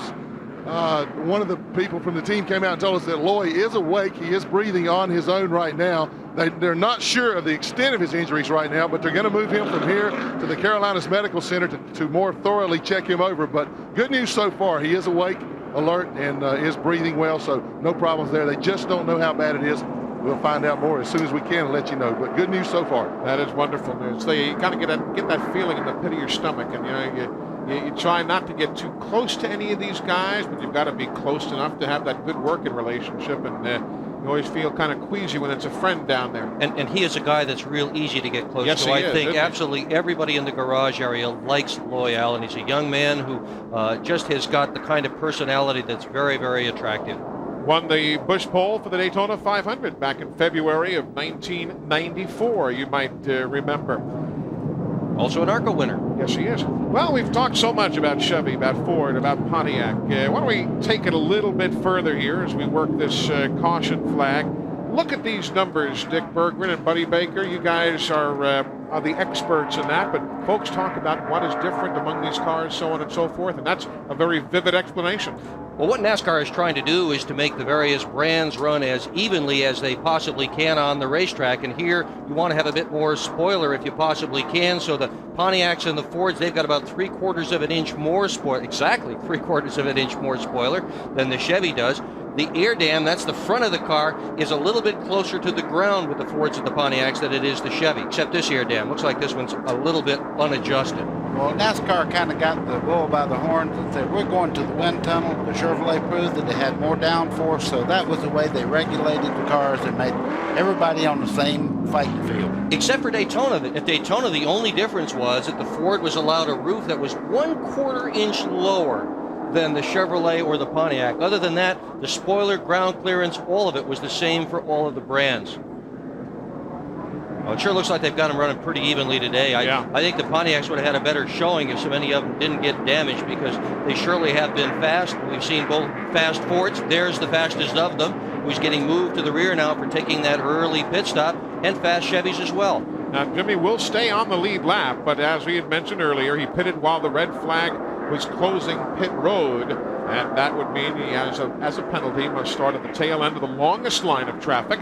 So Jimmy Spencer is going to be moved there right now. As Glenn told us moments ago, Loy Allen's next stop will be the Carolinas Medical Center, and they have just cleared the Victory Lane area, which is just adjacent to the helicopter pad there, and they are going to be taking Loy Allen via helicopter to the Carolinas Medical Center for a further look-see. But that's where we are now. We're going back to green flag racing. Mark Martin starting with the inside of Terry Labonte. Mark is only a lap down in car number 6. Let's see if he might be able to get a jump here and get his lap back. Doyle Ford puts the green in the air, and here we go. Labonte revs him up in a hurry. He'll leave Mark behind him. Whoa! Tangled right there in the first turn. Just about lost a whole bunch of cars, because if those two had gone, everybody else is going to stack up behind them. Everybody sorts out. Mark Martin couldn't get his lap back. Terry Labonte leads. Dale Earnhardt is second. Dale Jarrett is third. Bobby Hamilton fourth. Sterling Marlin is fifth. Ricky Craven is sixth. Kenny Wallace is seventh. Ricky Rudd is eighth. Steve Grissom ninth. Jeff Burton is 10th. And Jimmy Spencer is 11th. Those 11 cars are on the lead lap. Terry Labonte has checked out as if to say, I've had about enough of that wheel-to-wheel stuff after that exciting start with Mark Martin. Labonte today driving a brand new car. I asked his crew chief, Gary Dehart, where all the speed came from. He says, sometimes when you buy a box of chocolates, you stick your finger in, you don't know what you're going to get. Sometimes it's good, sometimes it's not. This car was real good. There's Jimmy Spencer in the 11th spot, trying to pick himself through all of that pack of traffic right there. You ever think what Labonte would have been like last week in Daytona if they didn't have that plastic bag that kind of got caught up onto the cowl, under the air cleaner and so on? I wonder what all that meant to his show last Sunday. Can you imagine? He was dominating the show, and a plastic wrapper off somebody's sandwich went through the air cleaner and blocked off the fresh air. Here's Dale Earnhardt now, catching the leader. And he led the most laps in the Daytona 500. Yeah. Good race here for the lead. And we're also 5 laps away from halfway. The folks at Gatorade again this year will be passing along $10,000 to the leader at halfway. And Earnhardt wouldn't mind taking home that check, but Labonte has plans for it too. He wants that check, but he wants these 5 points for leading also. You see him up under Labonte as they come down the front straightaway. Earnhardt's just a little bit in the lead as they come by the flag stand. And that'll be 5 points for Dale Earnhardt right there. Well, no, now they're going to say he might not have beaten him back to the stripe. So they're going to have to wait and see. All the scoring technically done in front of the scoring stand here at the line that is painted on the racetrack. Now Labonte goes high. This time Earnhardt comes to that stripe and does beat him in front of the eyes of Morris Metcalf, the chief scorer of NASCAR. So that time Earnhardt does officially take the lead at lap number 194. So he'll lead for the first time and get 5 bonus points. Now they're going to battle for 10 grand. The Intimidator and the Iceman. What a nice race this is. Really is a good race. Started off very honestly like there wasn't going to be a race with the way Terry Labonte was running. And look at Bobby Hamilton running in 3rd spot. He and Dale Jarrett looked like Bobby Hamilton almost bottomed out there just a bit. Well, this same car last year, before they put the new body on it and all, they built the car especially for the mile tracks. Richard Petty did. And you see Bobby Hamilton now. He's been very quiet at this point, but he's moved steadily up through the field, now running 3rd. Mark Martin, the 3rd car in your picture there. He is a lap down in 12th. There's Jimmy Spencer working to the inside of Kenny Wallace. He's already up to 8th now, Spencer is. Wallace also on the lead lap as the leaders now will come down towards 3 and 4. This is for $10,000 coming to the crossed flags this time. And this will be scored at start finish. Here they come to the halfway point. It'll be Terry Labonte by inches that time, as he came to the stripe here at the start-finish line. Terry Labonte was definitely in the lead when they went by the flag stand. Oh, he had a good couple inches on him. Well, here they came to the stripe, and $10,000 as the crossed flags are out for the race leaders. 197 in the books as we head now on the downhill slide towards 393. I'm afraid the second half of this race is going to be a damn front This two there. This battle is a dandy. Yeah. Working up towards turns 3 and 4. You know, people talk about marketing as being the reason folks are in the grandstands at Winston Cup. This is the reason folks are in the grandstand at Winston Cup. From 2nd place Earnhardt to 3rd place Dale Jarrett, 1 2/10 seconds now. Average speed 102.489 miles an hour. There is Dale Jarrett, winner of the Daytona 500 a weekend ago, winner of the Busch Clash 2 weeks ago today. Whatever they did to the 88 car on that stop, he is a rocket ship. He passed Bobby Hamilton just a few laps back, and look what lead he has already over these guys, and he is running the lead cars down as we speak. Well, Todd Parrott, his crew chief, has got probably the best record of any crew chief in Winston Cup. He has won 1/3 of his starts, 1/3 of them. Here now is Jimmy Spencer as Ted Musgrave returns from the garage area. He was involved in an accident earlier today, if you're just joining us, at lap number 108, and he is now back on the racetrack. Think I got to tell anybody that Todd Parrott has done 3 Winston Cup races and won 1? Well, it might be worthy of a mention. It seems fair. Ted Musgrave is 74 laps in arrears. For the race fans that want to see sheer brute force, look at the 23 of Jimmy Spencer. He's dicing through these cars. He's going right back to the front. What a great drive by Jimmy Spencer. Meanwhile, on the racetrack, the racing action overhead, that helicopter carrying Loy Allen Jr. to the Carolinas Medical Center. You heard the update from Glenn Jarrett a short while ago. He is complaining of a shoulder injury, we are told, but Loy is awake and alert, and certainly that's the best news of the day. There are the mid-race numbers, and this mid-race report brought to you by Splitfire. Enter the performance zone with Splitfire Performance V spark plugs. Most of the story, Terry Labonte. Look at that. I'm waiting to see old Spencer get to the front again. That's going to be good.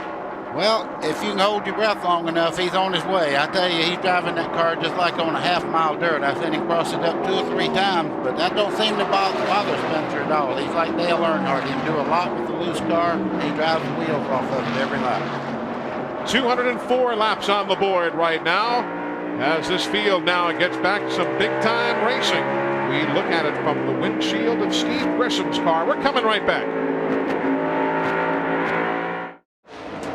Welcome back, everyone. And there's the toll-free number, 1-800-451-7331. If you'd like to fax us a question or a comment, we do have a ton of those that have come in. Just call in the question to that number, and they'll fax it to us here in the booth. Paul from Missouri wants to know, do drivers take their numbers with them when they change teams, or how are they assigned? Normally the car owner buys the number, just like Richard Petty will be 43. As long as he wants that number, he just buys it back every year. Jack and Josh sent a question in there in Georgia. Want to know, can race teams reuse tires after they've taken them off the car and they cool down? Is there any benefit to reusing them again? If you want to go to the last place, that's the way to do it. Put an old tire on there and everybody else puts new tires on. They grip so much better with fresh rubber. Once you heat them up, they harden up. The only time we ever saw that was in the days of the tire wars, when the tires were too soft really for some of the racetracks, and periodically they would recycle tires, but you don't see that anymore. Tim questioned us from Ontario, the province of Ontario, Canada.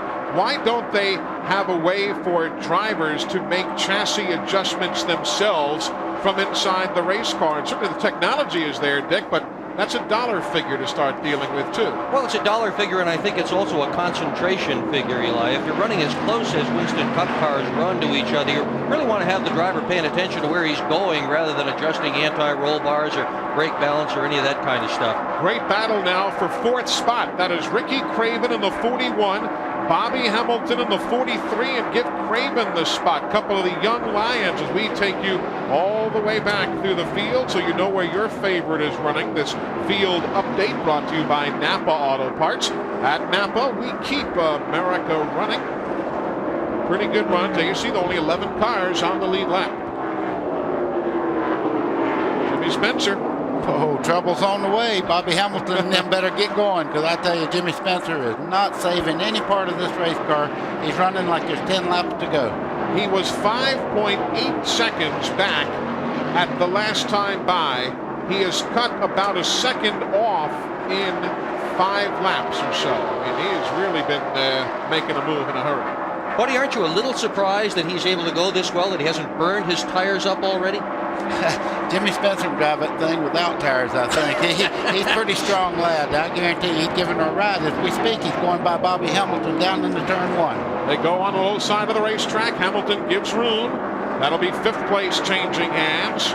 If you're a Robert Presley fan, he is on his own pit stop schedule because of the electrical problems he had earlier. He's on pit road now at lap number 217. Meanwhile, Terry Labonte still shows the way. He has led much of this afternoon. Let's get an update from pit road. Well, Eli, we just monitored Dale Earnhardt's radio conversation, and he's telling his crew chief that he's getting a little water off the number 5 car. Says it's pushing a little water out. I asked Gary Dehart, Terry's chief mechanic, about it. He says, no, we're not having any problems. So maybe Earnhardt just wanted NASCAR to hear it like we're hearing it, just to alert them to the fact that nothing's really going on. I saw something before the race today I've never seen before. I saw Dale Earnhardt ask Martina McBride for an autograph. I've never seen Earnhardt ask anybody for that. Just proves he's a smart man. There you see the 41 of Ricky Craven, the 23 of Spencer, 4th and 5th spot. We saw Bobby Hamilton before. There you see Bobby, the 43, with the paint job of the old STP Dodge that he has on his Pontiac here. We got a question that was faxed to us. Kenneth in Mississippi wants to know, you're talking so much about that old Dodge paint job. When will Dodge get back in Winston Cup racing as we watch Spencer and Craven? Dick Berger, what are you hearing? Now, you got your ear to the ground. They're in the NASCAR Craftsman Truck Series. Any rumbles from the Mopar folks? None whatsoever. No, they don't seem to have the same kind of enthusiasm that Ford and Chevrolet have. We'll see what happens in the showroom on Monday morning. Yeah, well, we'll certainly be talking about some Mopar products when we join you from Homestead, Florida later this season, actually next month, with the season opener for the NASCAR Craftsman Truck Series. Well, there is some factory support in the truck division. Yeah, they're in the trucks, but they just don't seem to want to do it with the cars. They seem to have more interest in overseas open wheel racing. I was watching Bobby Hamilton just a second ago when Jimmy Spencer went by. He changed his line from middle part of the racetrack to way up high. Now he's, of course, when I talk about it, he runs white line all the way around. He gets by Ricky Craven, but he did turn up the wick just a little bit, and he's trying to go with Spencer towards the front. That's kind of like your tooth never hurts when you go to the dentist or something like that, isn't there? Let's take a look at Terry Labonte there. He goes back around the racetrack. Looked like he picked up a piece of debris or something. See that low side of the car there? Yep. Looks like he had a piece of debris. Spencer had, Randy Pemberton was telling us a bit earlier that here's Jimmy Spencer had a piece of debris on his car and it got blown off. Can that little piece of debris make a car this technologically advanced run hot?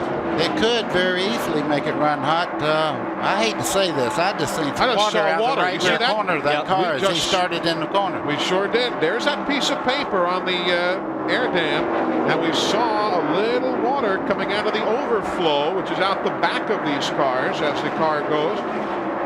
My goodness. Plastic bag last week, piece of napkin here or something today. This one's not over, folks. Stick around. I believe we're going to have some drama before this one's over. Lap 224 on the board. Terry Labonte, complete with paper, is the leader. So far, Terry Labonte has blown the competition away here today, leading 193, now 194 laps that we've run. Of course, last week he had a piece blow in the carburetor. This week blows on the front of the car, heating it up. Gary Dehart has seen it. Gary, how bad's that heat problem now? Well, right now it's getting pretty bad. 240, we're going to pit here in a few minutes, put water in it. We got crash all over the grill. It looks like now when he just came by, it was gone. The piece was gone. Yeah, but we're out of water. We need to put water in. He's coming in right now. We'll get out of the way. Tough break. Glenn, we were talking amongst ourselves here that could you believe if they had a problem like this after Daytona, we said, well, he's probably going to slit his wrist. What did he say to you down on pit road? Right before I had to run out of his way, Eli, he said, man, if this costs us another race, I'm just going to shoot myself. They are really despondent down here, and you can't blame him. Obviously, he has got the dominant car. I can't believe for 2 weeks in a row that blown trash has cost him problems. Here comes Terry Labonte now. He slows off the racetrack. He'll come down pit road. The Wood brothers have Michael Waltrip on pit road also. The hood will go up on Waltrip's car. But here comes Terry Labonte. He will yield the lead with an overheating problem at lap 235. Let's go back and watch this bit of precision work, but it is a heartbreaker nevertheless. No debris is showing on the grill, and they're not even working on the grill. They're working on the engine. That hose is to inject water under high pressure. They'll try to keep the engine running so they can get that water in. Now they're starting to clean off the lower part of the grill. What a heartbreaker. Terry Labonte absolutely dominated this race until this.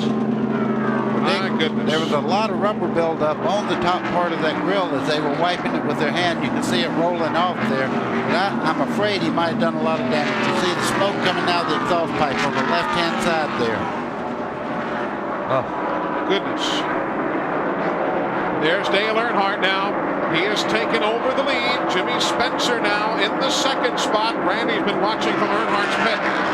Well, the 5 car has just now confirmed engine gone on Terry Labonte. So the Hendrick guys really having a tough day. Dale Earnhardt's going to cruise from here on in, see if he can win this race, come out of here with the points lead.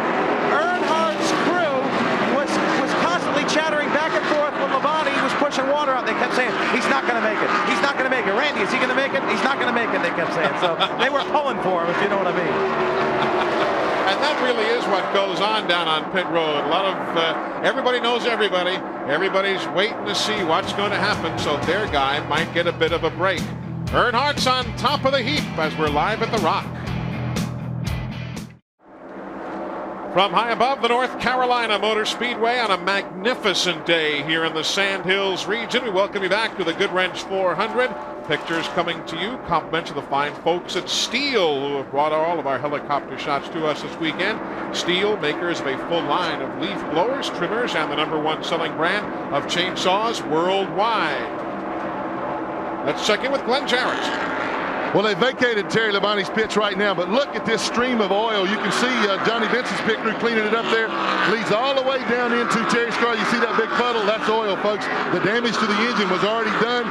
He had already pegged the needle. It was out of water the last 2 laps, so whatever problems he has are terminal. Right now, I'm going to go try to find the gun because Gary Dehart's looking for it. I don't want him to have to use it. Man, I can't believe the bad luck these guys are having. It is unbelievable as Dale Earnhardt continues to lead. Jimmy Spencer has come from last place to less than 2 seconds right now on Dale Earnhardt. He is moving in. As you see him, he's the fourth car in that picture coming at you. He is absolutely flying around this racetrack. 2.28 seconds, and the Wood brothers are going to have to park Michael Waltrip's car. They are pushing it backwards up the pit lane while you watch Jimmy Spencer make his way past the Jeremy Mayfield automobile. Jeremy celebrating an anniversary this week. He and his wife Christina celebrated their 3rd wedding anniversary last Tuesday. Jimmy is motoring to the front again, but Michael Waltrip now gone to the garage area. He'll join Terry Labonte, Jeff Gordon, Bobby Labonte, Loy Allen, Kenny Schrader, John Andretti, Morgan Shepherd, Todd Bodine, and Hut Strickland. If you're wondering why we've not talked about your favorites, they might well be on that list of retirees. You could see just a second ago Jimmy Spencer there. Bobby Hamilton is going right in his tire tracks, and he's picked his speed up. A while ago, Spencer went right on by and pulled out about a half a car length. You see him working on Spencer's back bumpers. They start down the front straightaway. There you see Bobby Hamilton. All the while, Dale Earnhardt still leading, but his car not nearly as well behaved as it was earlier. No, he just called into the pit crew, Eli, and told them that the car is loose, and we have seen that as well. You keep an eye on Earnhardt's car. Every once in a while, you'll see him go through the corner, and the back end of that thing will wiggle. I want to be glad it's Earnhardt driving it. Mark Martin now goes into the pit area. Mark Martin being shown in 11th spot. He is the first team 1 lap down, and there is not a lot of feverish work from Steve Meal and the boys. So they are going to pop the hood on Mark Martin's car, but we're going to stay with the action on the racetrack. That's Dale Jarrett ahead of Ricky Craven, the 88 and the 41 machines. They are battling for 4th and 5th right now. Craven, last year's Rookie of the Year, one of the young Chargers. Here's one of the older Chargers, Spencer, in one of the best runs of his entire Winston Cup career here today. Bobby Hamilton's going to make him earn his spot, though. You see Bobby Hamilton try to make the move on the outside. Spencer kind of counter-checked him there on the outside and moved right away. Spencer has just done a great job today. All these cars that he's passed on this run, haven't seen him touch anybody. He's just gotten right by every one of them, clean as can be. So Dale Earnhardt continues to show the way. The average speed of 109.170 miles an hour. It is a Chevrolet leading a Pontiac here at Rockingham. Back at the North Carolina Motor Speedway, the leader is Dale Earnhardt. Terry Labonte, though, led 198 laps today, but he's going to watch the finish in the garage area. Let's hear from him. Well, Terry, you about had him killed, but it's not to be for you today. No, it wasn't. I guess we cracked the cylinder head or something. I really don't know. The thing got hot and pumped all the water out. We couldn't put the water back in it because it was just coming out the tailpipe. So it's some pretty serious internal problems. It was a real shame. That's the second week in a row. We had a great car. These guys on the Kellogg's team have just done a fantastic job for us. And hey, we'll try again next week. I have to ask you to speculate. Spencer looks like he's having the run of his career out there. How good is he? He was running really good. Really ran good. He came up there and passed me once, and I was able to get him back, but he was awful strong. The 3 car's strong also, and he seems like he's always stronger when it comes around to the finish time, so it ought to be close. Hey, good luck next week. You talk about Dale Earnhardt being strong right now. He's only a second away from putting the 9th place runner Jeff Burton a lap down. And as far as Spencer, you guys were guessing he might have used up his tires. He has gone from 2.2 seconds behind Earnhardt to now nearly 5 seconds behind Earnhardt. And I think it's not so much Dale speeding up, but rather the other. And he's also lost a spot to the 43, Bobby Hamilton. I mean, it just takes a lot out of a race car to run through the field the way Spencer had to run through the field. And he really had no choice. He had to do just that in order to get back up to the lead group after having taken that pit stop earlier. Around Brett Bodine, he had problems earlier. Brett is some 67 laps down, if you're just joining us. Mark Martin has gone to the garage area as now the 9th place man is on pit road. Jeff Burton comes in to make a stop here at lap 261. He couldn't wait any longer, so now only 8 men remain on the lead lap.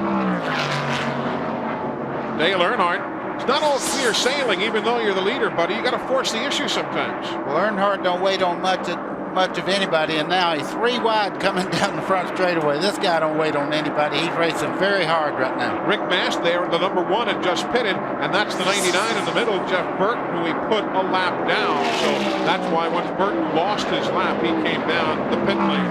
Darrell Waltrip is in for service at lap 261. Dale Earnhardt continues to show the way. Only 8 cars on the lead lap. Kenny Schrader back on pit road now after many laps behind the wall. There you see Jimmy Spencer. He's in the 3rd spot. Dale Jarrett right behind him. There are your top 5. We'll continue to keep you updated. And caution is on the speedway. A car in the wall. It's the Ted Musgrave car. Ted Musgrave didn't lose all of that sheet metal this time. He was involved in an accident, you'll remember, back in lap 108. But he now will bring out the 5th caution flag of the afternoon at 265. Lap 265 will be the first lap of caution. Ted Musgrave in the wall in turn 2.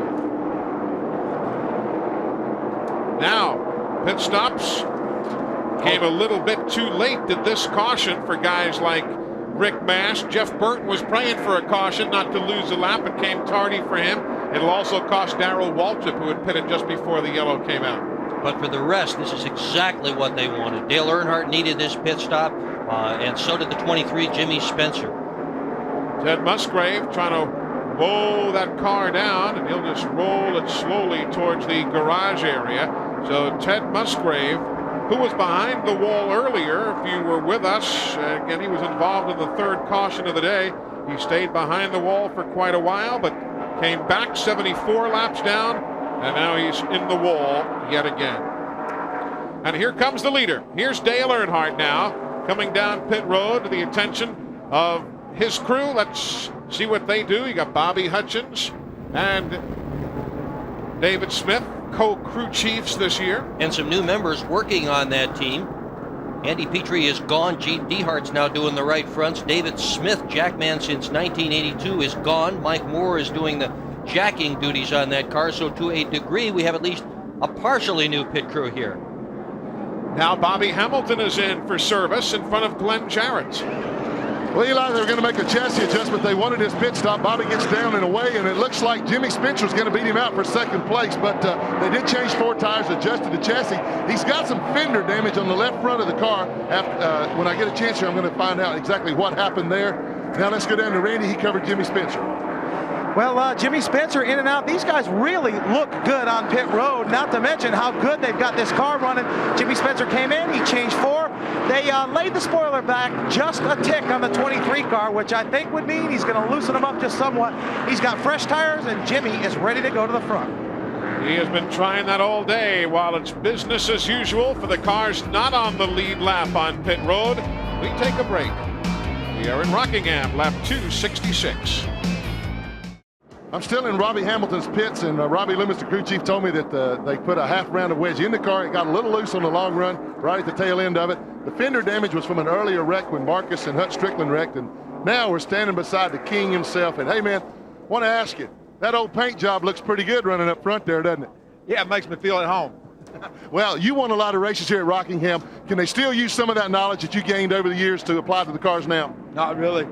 Just go out there and run for it, and if everything falls our way, we'll be okay. If it don't, then we'll take what they give us. Pretty proud of this bunch, though, aren't you? They've done a great job. I say you're pretty proud of this bunch. They've done a great job. Yeah, they doing good. Everything's going good. We got in that wreck and got behind, but everything's starting to fall our way, so all we got to do is run the rest of the race and not have no trouble. Well, I'm going to have to move away. He's just so excited here. He doesn't want to talk anymore. Just got a question faxed to us. Mike is in Florida. Wants to know, how do they align the cars with a piece of string? Good question from one of our viewers. Randy, that's your special. I have no idea. I've seen it done by a few guys a lot of times, but I have no idea how they do that. What they do is they take the alignment of the rear tires, they run a string up to the front tires, and then by measuring from the front of the front tire to the back of the front tire, they can tell what the toe-in is. And there it is from Dr. Dick Berggren, who had that great-looking dog on that pre-race. What a wonderful dog you've got. Hurricane Joy, world's best dog. There you go. Green flag is in the air. Restart lap, as you see, 271.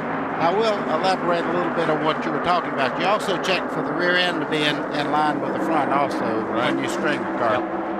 Here's Jimmy Spencer in second place there. You see him coming into the corner there. He's trying to get up with Earnhardt. Earnhardt got a great restart there. Bobby Hamilton's hung on the outside. Dale Jarrett's coming by. Dale Jarrett in the 88 just made the hard turn and grabs the inside and gets Hamilton, and old Darrell Waltrip made a nice move to get around Jeff Burton in the 99. Darrell driving the 17 machine.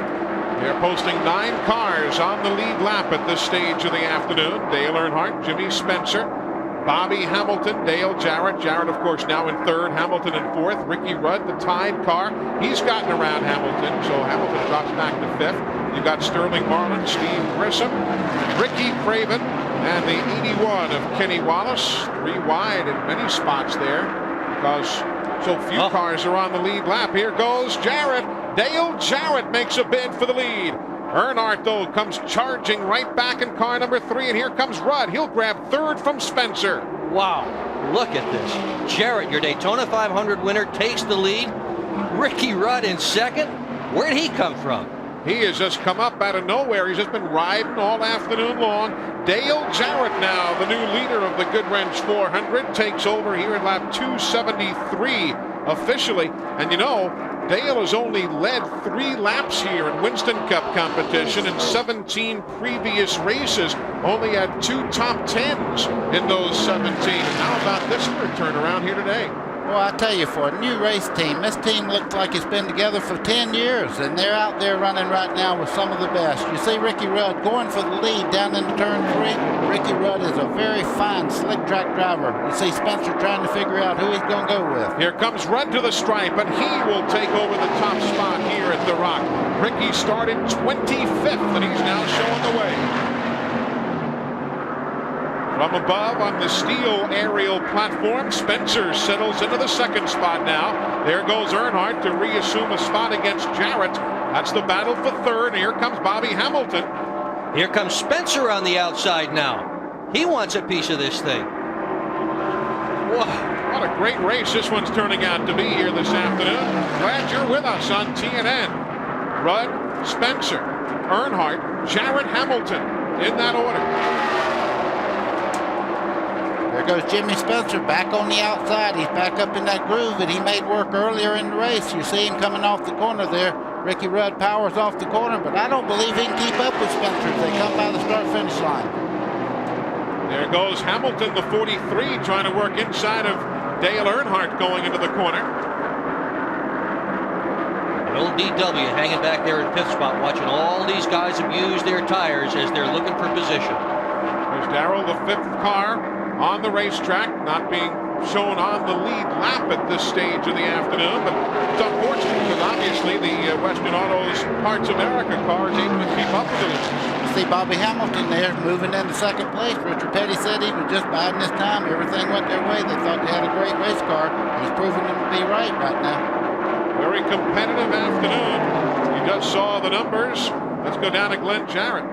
Well, Dale Earnhardt's crew chief David Smith told me that Dale hadn't said anything since the green flag fell again, but they were a little bit loose. They adjusted at that time, so maybe Dale's just settling in, getting away from the use of the car and drives. A lot of guys wanted to lead a lap there. There's no point in fighting them right now. There's still a long, long way to go in this race. They feel confident he can stay right there to the end. We are at lap 279 of 393, so as Glenn says, we still are quite a ways from conclusion. Bobby Hamilton in second spot has never won a Winston Cup race, nor has his crew chief, Robbie Loomis. Car owners won a couple of them, about 200 of them. Hamilton did a lot of the testing to help develop this Pontiac. He went to Atlanta last fall and just ran lap after lap after lap, a couple of thousand of them. But nobody took the Pontiac to a racetrack like this. This is the official Pontiac test this afternoon. I'd say it's doing pretty well, Eli. I would think so. This, of course, could be, if Bobby Hamilton gets to the lead, it would be the first time he has led here in his 10 events thus far. But getting to the lead, getting by Jimmy Spencer is a whole different deal. Let's not rush things here. Spencer the leader by 6 car lengths here on lap 282. Jimmy Spencer continues to show the way. Bobby Hamilton in second. Dale Earnhardt, Ricky Rudd, Dale Jarrett. That's your top 5 right now. Sterling Marlin, Steve Grissom, Ricky Craven, Kenny Wallace, the other members of the 9 cars on the lead lap right now. What was it we said about parity earlier in the show? Look what we've got. We got a Chevy, a Ford, Earnhardt Chevrolet. Hamilton's Pontiac. Yeah. They're all there. Got to be some big old smiles in a lot of folks' faces. Pontiac just didn't know, I guess, exactly what they had. Here goes Dale Jarrett. Dale's running a very, if there's such a thing as tire management, look where he's at in this corner. Now that works for him. Other cars can't stay down there. But he seems on long runs to be able to manage his tires and have a little more near the 100-mile mark. The other thing I've been impressed with today, and you see it regularly basically, is that some fellas are a little more difficult to pass on certain racetracks. And these guys have been thinking ahead, not to pass somebody of a particular concern in the turns, but to make a pass here on the straightaway. I can tell you this, passing Jimmy Spencer's like trying to pull a crocodile's tooth. You don't want to do that. You do not tug on Superman's cape. Lap number 291. We have 102 revolutions remaining here at the North Carolina Motor Speedway in Rockingham. Of course, pit stop still going to have to be name of the game. There you've got the 81. That'll be Kenny Wallace, the 4, Sterling Marlin, as they battle in the top 8 and 9 here this afternoon. Old Kenny, Herman as they call him in the garage area, he's done a heck of a job here this weekend after, didn't come out of Daytona necessarily with the best week he had hoped. He had the problems in the Gatorade 125s down there, but he's done himself awfully proud here this weekend. You know, I guess if all the people in the garage area, if you went to every driver and said, do you like Kenny Wallace? Every single person in there would say, yeah, very much so. He is a tremendous competitor too, and to be running this well this late in the event, that proves that he's really done his homework and he's got a great race team this year. The 4, Sterling Marlin, around the lapped car of Darrell Waltrip. Old DW is up here in the booth in our coverage of the NASCAR Busch Series race here yesterday, as we ride with Steve Grissom. He's on the lead lap. Meanwhile, near the front, 4 or 5 car lengths between the 23, the leader, Jimmy Spencer. Bobby Hamilton's closing in. Bobby Hamilton last led an event at Atlanta last year, and here he goes trying the high side back into turn number 1. Something wrong with Spencer. He's falling off the pace a little bit. Or is Hamilton just turning up the wick? Don't know. Hamilton is the new leader here in Rockingham. First time he's led since Atlanta last season when he led 9 laps. Let's go to the pits. Yeah, you got it, Eli. He blowed her up. They believe they're going to try and ride it out. There's no question about it. Spencer is not going to win at Rockingham today. Wow, what a heartbreak. I think that was the best career run he has ever had. Man, he's just not going to do it today. That engine's gone. My goodness. You know, we talked about it very quickly yesterday, Buddy Baker. I mean, if a guy is playing baseball and he drops a fly ball, well, hey, you screwed up. But when a part breaks and it takes you out, how in the world do you deal with that? Well, you just have to realize, hey, I had a great race car. We have a good setup to come back here with in the fall and go to the next race, because that race team is together now. Jimmy Spencer's driving the race car very well. You just forget about it. So take a look at it, folks. The Richard Petty-owned car is right now at the point inside of the final 100 laps here in Rockingham. It's Pontiac in the lead.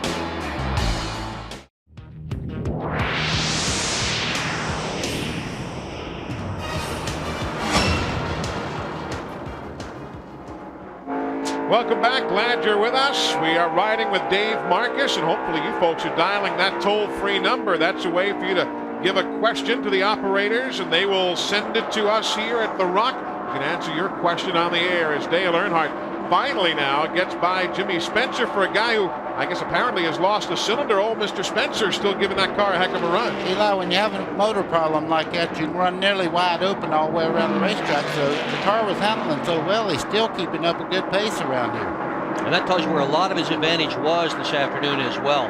He is starting to smoke, though, a little bit. You see, Dick, you see, fellas? He does a little puff of smoke out of the back of the car. You know, last week when Jeff Gordon didn't finish at Daytona, he had the longest streak of active drivers with DNFs, did not finish. Then, of course, he didn't finish. So the streak reverted to Jimmy Spencer. Spencer came in with the longest streak of consecutive races without a DNF, and of course, he's still running. But it's at 19 where he hasn't had a DNF since the June race at Dover last year. Incredible. Yeah. That line he's taken, he is so far up the racetrack, he looks like a Harry Gant of old. Remember how high Harry Gant used to run this racetrack? He'd be almost up into the wall, he would run it so high. Here and Dover, Spencer seems to have taken a page out of Harry Gant's book and made it work for him today. There we watch Jimmy Spencer as Bobby Labonte is on the pit lane coming back out of the garage area. He was involved in the accident earlier in the afternoon at lap 172. Now he's returning at lap 308, so Bobby is back. As we watch Spencer, Ricky Craven, he's having a superb afternoon. Hey, did you see where the young man from Boston University, Travis Roy, who used to work on Ricky's car, if you're not familiar with the story, a young man from Boston University, a hockey player, was injured in his very first shift as a hockey player for the Boston University Terriers, and he's an official member of Ricky's pit crew and so on. And Travis Roy is now he's been relocated to Atlanta in a special spinal cord rehabilitation facility, and I know he is looking on today, and Ricky always makes it a point to say hello to Travis and to the family. He's always in Ricky's heart. You know, you look back at the old pictures of Ricky Craven when he was running short tracks and when he was first getting involved in Busch North, and Travis Roy is in an awful lot of those pictures, the victory lane shots especially. Very brave young man, Travis Roy. Very, very brave. And you see Ricky Craven right there, car number 41, about whom we spoke. You know, you talked about Petty's car, Richard Petty's car, leading here in Rockingham. A lot of folks don't realize that when Richard Petty won his most recent race back in 1984, he was not driving for Petty Enterprises. A lot of folks forget he was driving for Mike Curb at the time. And he had Buddy Powers as his crew chief there, and at Dover that year when he won his 199th. Petty Enterprises has been in victory lane since '83.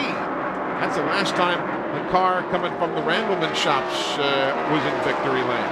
There you see Bobby Hamilton's numbers, 2 9/10 seconds on Dale Earnhardt. But again, there's still a lot of racing to go here. There are pit stops that have to be made and so on. But it has been a long time for Petty Enterprises.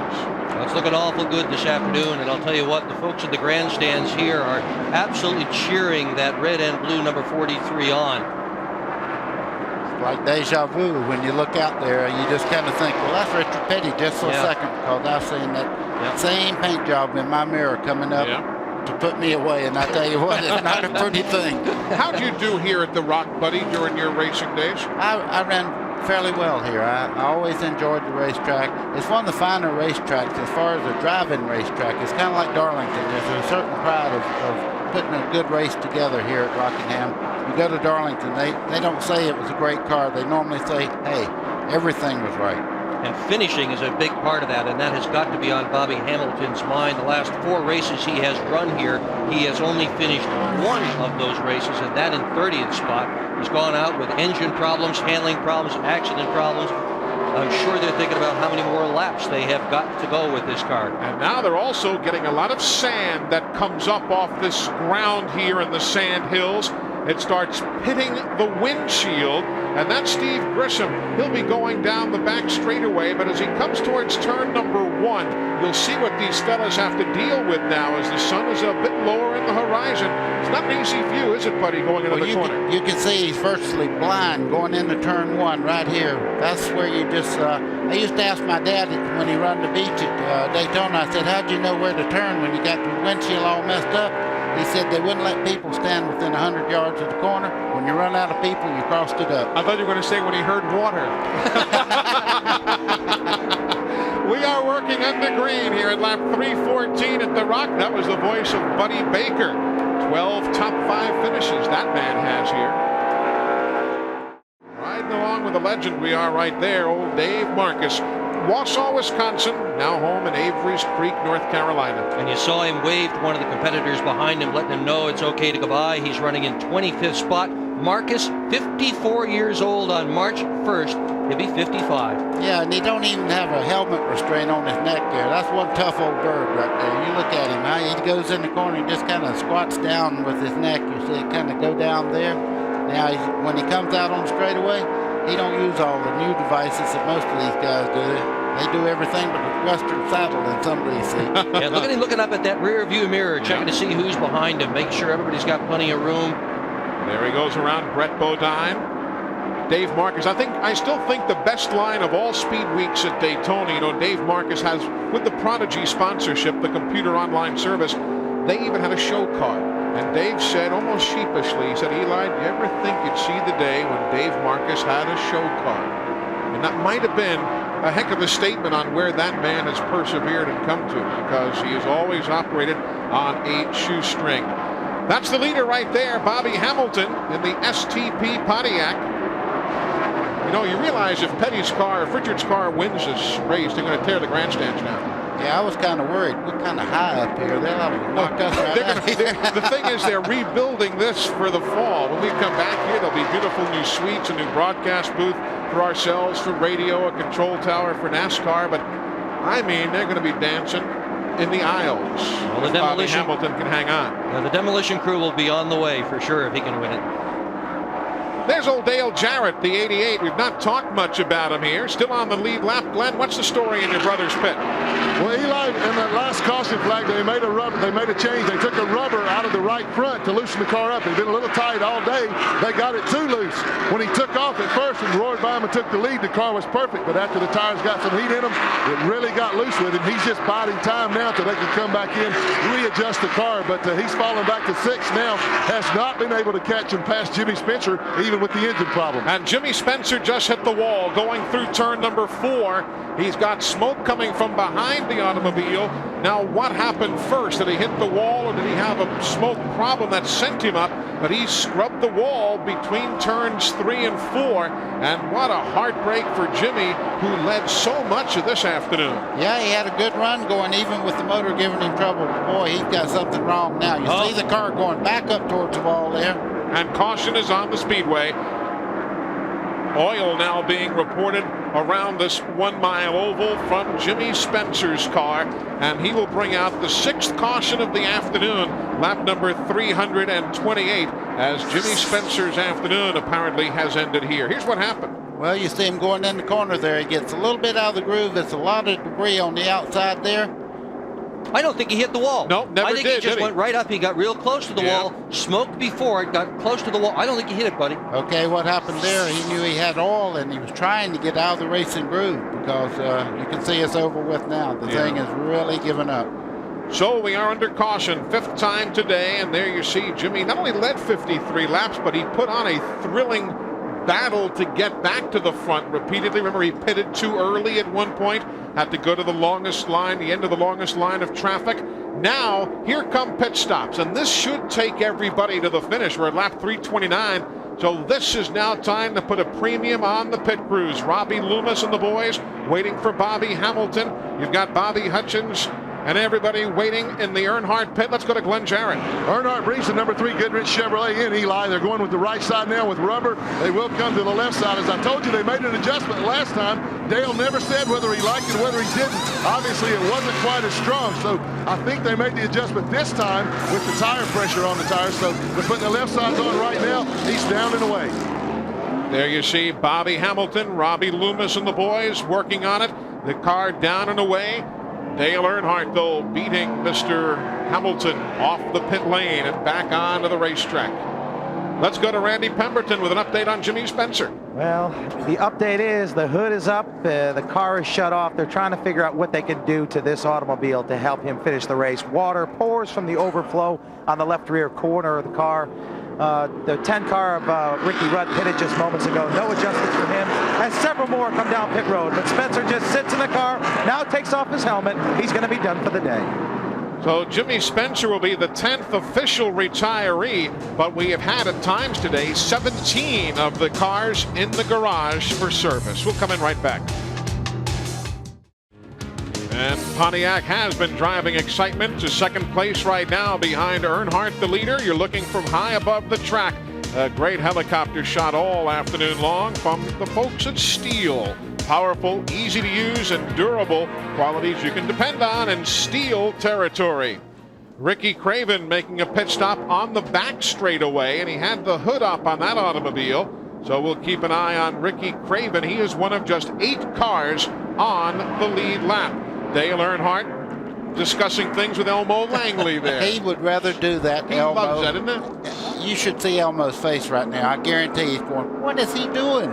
He'll run up there. He used to tag him every once in a while, but they got on him pretty heavy for that. We got a photo with the magazine of him with his front bumper right into the back bumper in the pace car in an IROC race. Yeah. Well, hate to go and chat with a guy who had such a great afternoon, but Jimmy Spencer, we got to hear from him, but he's out of the race too darn early. Well, he's getting a cold drink, just climbed from the 23 car. Jimmy, you gave the fans in the grandstand a thrill today. I know your fans were thrilled, but not to be for you. No, not really. You know, great pit stops, great race car. Donnie Winger's done a heck of a job with the crew. Cecil's here. I tell you, everything's going to the best it can be. You know, hey, we blew up today. That's life, but I'll take it all the time if I could come up there and lead them races and stuff like that. That's all I asked for out of my pit crew. They gave me a hell of a race car today. You've had some good runs in your career. Was this the best? Oh, it's clearly the best. This car was so fast. I mean, the dang thing. I couldn't do nothing wrong, you know. I mean, when I bided my time with Terry to see, I thought Terry had the best car next to mine, and you know, Terry done a heck of a job racing me really good, and I passed him anytime I wanted to, you know. And I'll tell you something, Terry blew up and I blew up, so I'd like to see Richard Petty's car win this race. Sentimental reasons there, you know. Hopefully he can do it. Smoking Joe's team will try and do a little bit better next week and hopefully finish. Okay, good luck next week. Eli? All right, Randy, thanks a lot. Track cleanup is continuing after the oil that was put down, so why don't we break away again? Closing in on the finish of the Goodwrench 400. Well, guys, I took a quick poll of all the cars that pitted down here, the cars on the lead lap, the ones in my area, as to what they did. Richard Petty's car driven by Bobby Hamilton. Bobby told him to leave it alone. Don't change anything. Dale Earnhardt's tire sheet showed neutral, so they left his alone too. Did not make any changes on him. Dale Jarrett put the rubber back in the right front of the car. Well, he didn't do it, but the crew did. Put the rubber back in the right front of the car. Then they took a round and a half a bite out of it. Hopefully that'll adjust his car. Now let's go down to Randy for the Ricky Rudd's pit. Absolutely no changes on the Tide machine. He likes it the way it is, so he's going to run with what he's got. All right, fellas, we appreciate the update from down on the pit lane. Got a great question here that was faxed into us. Somebody wants to know from Tennessee if Steve Grissom's wife's name is Wilma. From the Cartoon Network car. Her name is Susan. Bob in Tennessee, you want to know if Steve, because that was his picture on the car, and if he's married to Wilma. We're back under green here at Rockingham. 337 of 393 laps are complete. Oh, Derek Cope, he was the first car a lap down. He has just unlapped himself. See if he can stay there. He's been quietly lurking around the lead cars all day long after problems early. He's come back to get on the tail end of the lead lap now. He's been fast the whole time here at Rockingham. Really Yep, he really has, and his speed seems to be about in the middle of the corner, which is the most difficult part of this racetrack. And of course, Robert Arthur Allison, the car owner there. Bobby Allison, a four-time winner here. And we were talking before what Richard Petty can teach to Bobby Hamilton. I dare say old Bobby remembers a few of the tricks. Let's see if Derek Cope can stay there. Earnhardt, the leader, he'll swing by him here at the start-finish line by inches to put Cope a lap down. But Derek's not going quietly, but finally yields as he goes to the high side. And 20 years ago this race, Eli, Robert Arthur Allison found himself bouncing down the backstretch in one of Roger Penske's cars.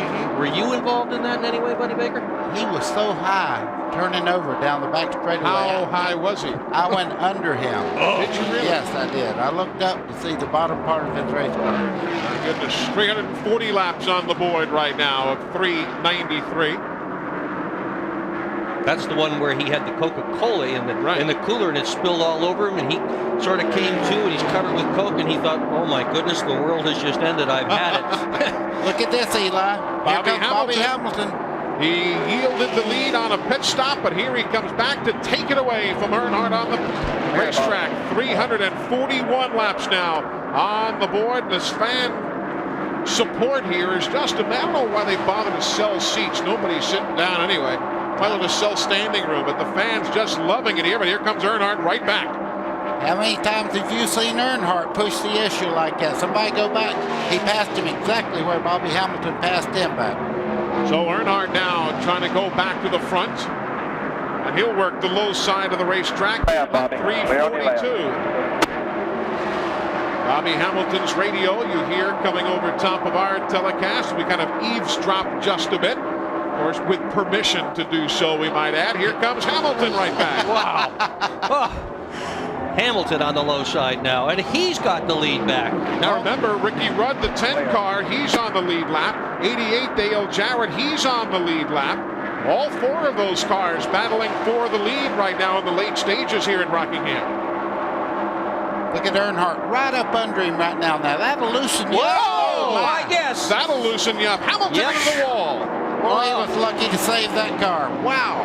My goodness, Dale Earnhardt hangs to the lead now at lap right rear pretty hard. 4. Right rear, you hear them tell him. We're smoking the right rear pretty bad. 3 car hit us, Robbie. That would be Dale Inman up on the roof telling Robbie Loomis, the crew chief, exactly what happened. Okay. Bobby says seemed to be handling okay. He doesn't want to go in the pits. He wants to stay out there. Also, Kenny Wallace got around in that exchange. So Kenny is now in 4th. Hamilton is backslid to 5th. We're still seeing tire smoke, though, guys. He has to, if you can get a picture of the right rear as he comes in this corner, you can see concrete dust on the wheel itself. So he had some pretty good contact. And caution is on the speedway now. Caution is on the speedway. Some debris up in the corner, turn 3 and 4. And caution is on the speedway, and we'll have to take another look at exactly what happened for caution at lap 347. Okay, Earnhardt's right up under him, right about there, just a little contact. Hamilton gets sideways, he goes up, gets the outside wall very lightly. He was very lucky not to spin out there. He did a beautiful job of keeping that car under control. There it is. Ricky Rudd goes down low. Dale Jarrett sneaks under the bottom side there. Yeah, Derek Cope comes by. And they may have had some contact there too, buddy. So caution, lap 347. Let's go down to Glenn Jarrett. He's in the Bobby Hamilton pit as Hamilton and Grissom come in to make a stop. Well, they're discussing what they're going to do right now. Obviously, they got right side tires they're going to put on it. I imagine obviously will be a 4-tire change. They're going to check that damage over. Now, there's nothing I can see on this side except the damage that was already there. Put fuel in it. They don't need much. They've got a board out there to pull the fender away on the right rear, to pull it away from that tire. That's their main concern right now. They're coming around to change left side tires, but most of the work is centered on that right rear, getting that fender off of that tire. Left side tire's going on. Obviously, no chassis adjustments or anything like that. I don't think that it really damaged the car that bad, guys. So this may be a breaking away because he's going to have 4 tires, a little fresher than anybody else's. That's a good point that Glenn brings up there. Absolutely. You see the car there. They pull the fender away from the tire. It's no longer smoking. I think he's going to be okay. Certainly hope so anyhow. He drove his heart out today. Here's another look at what happened from one of our speed shot cameras here at The Rock. Just hang on and ride with us. Oh, that was our speed shot camera. Wonder what the tab is on one of those babies. 348 laps on the board. As everybody checks the racetrack, some teams make their pit stops, and the finish is just around the corner. Hang with us. We're back in a moment.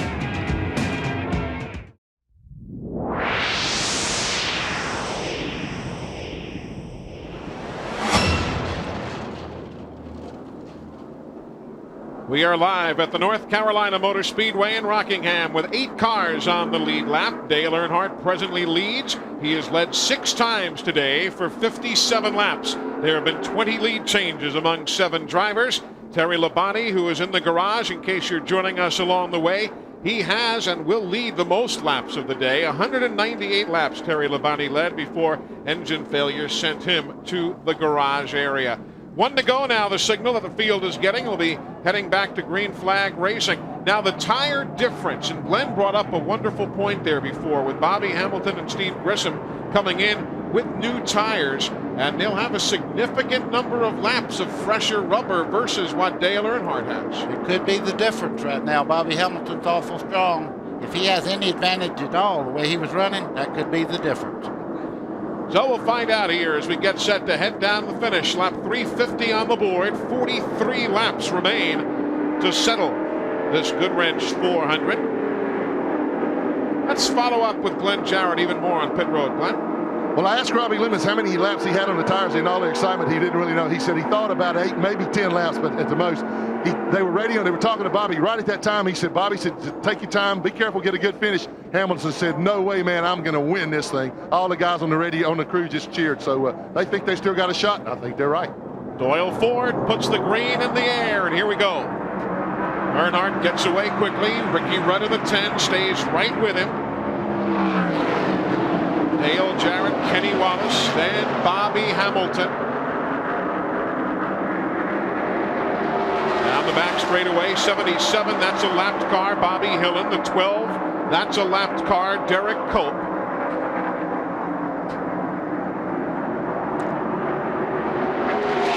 Here they come to the stripe. The laps wind down to conclusion. You know, we're talking about everybody. Ricky Rudd running the second place there has a real good shot. He's giving Earnhardt all he can stand right at the moment. Back up into turn 3 and 4. Bobby Hamilton, rear of the car, seems to be kicking just a little bit.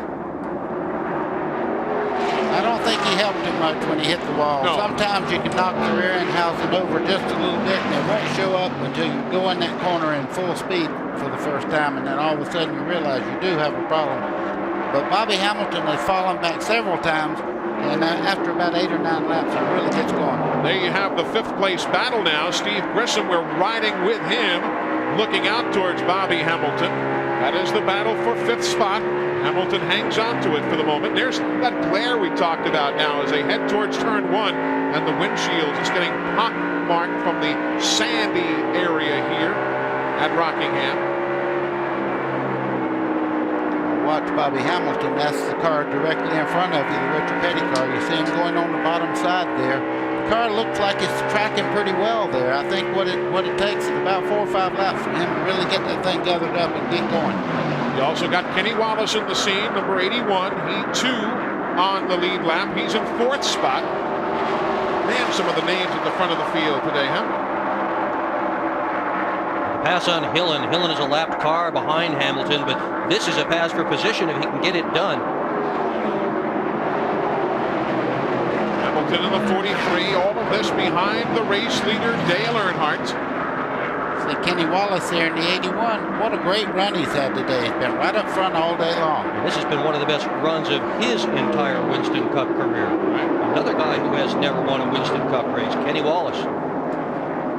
Phil Martossi and the crew, basing their operations in the past in Nashville, Tennessee, moving it on to Charlotte, North Carolina area. They're excited about this year. Enough so they have really opened up the wallet. They are spending a ton of money on that car to get it up front. Rudd has never won here either. He's finished second 3 times, never won here. Jarrett has never won here. You know, I don't think Bobby Hamilton's car is anywhere close to as fast as it was before he hit the wall down there. The car just does not seem to work as well as it was prior to the wreck. No, it really isn't. That is Hamilton, the 43, the lapped car of Bobby Hillen, the 77 right behind him. It's a half second now from Dale Earnhardt, the leader, back to Ricky Rudd in 2nd spot. 359 laps on the board now. 34 remain. Well, let's find out more from Glenn Jarrett in the Richard Petty, Bobby Hamilton pit area. The concern is, guys, they think they bent something when he got in the fence. They're suspecting it's a left rear trailing arm. So you're absolutely right, buddy. It's nowhere near what it was. I don't think he's going to have anything to mount a charge. He's trying to hold on, get a top 5 out of it, but it's definitely not as good as it was.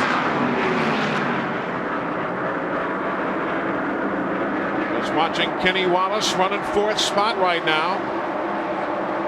That would mark his second, actually tie his best finish in a Winston Cup race. If memory serves, back in 1994, I guess Kenny finished at Martinsville Speedway. Finished 4th that day. That's where he's running right now. Look at Ricky Craven there in the 41 trying to put Hamilton back another spot, and does so on the inside. Well, Ricky Craven now moving up into the top 5. Meanwhile, back up front, how are Ricky Rudd and Dale Earnhardt doing? Well, there they are. Then the lapped car of Derek Cope right behind them. 363 complete of 393 here at Rockingham. We are under caution. Bobby Hamilton has just spun in turn number 2, and the leaders are on pit road. They are going to pit at lap 367. 8 cars on the lead lap. Dale Earnhardt's crew going to the right side of the automobile. Ricky Rudd, the second place man, is in as well. Randy? Well, they took a round of wedge out on the right rear. They're going to try and loosen Ricky up. They're working on the left side tires right now. Having a little bit of trouble with the left front. Oh my, it's going to hurt Ricky. Could not get the left front off. He's not going to come out in good shape here. Left side now going on. Tough break for Rudd, down and away. And there you see what remains of the Bobby Hamilton car. We were eavesdropping on his radio, and he said the car just went around on me. Yeah, well, he's trying very hard here, but you see he gets way up on the racetrack. You see the back end starting around, and it just keeps on getting worse here. He goes around and makes a complete turn. Now watch it go back up head first into the wall. That's too bad. After the kind of day that those boys had, they deserve better than that. But they end up in the wall, and their afternoon will end up far shy of victory lane. Car just kind of snaps around on you, too, on these radials. There's really no chance to save it. Let's go to Glenn Jarrett. We're back in Bobby Hamilton's pit. There's a good bit of damage, as you can see clearly on the screen there. The nose of the car really messed up, the right side. So you're exactly right, Eli. These guys made one whale of an effort today. They were all pumped up, thought they could get back up front. But Bobby said on the radio that in the first wreck, he thought that it knocked the camber out of the right front tire, made the car extremely loose in the corner, and it just got away from him. He said, I don't know what happened.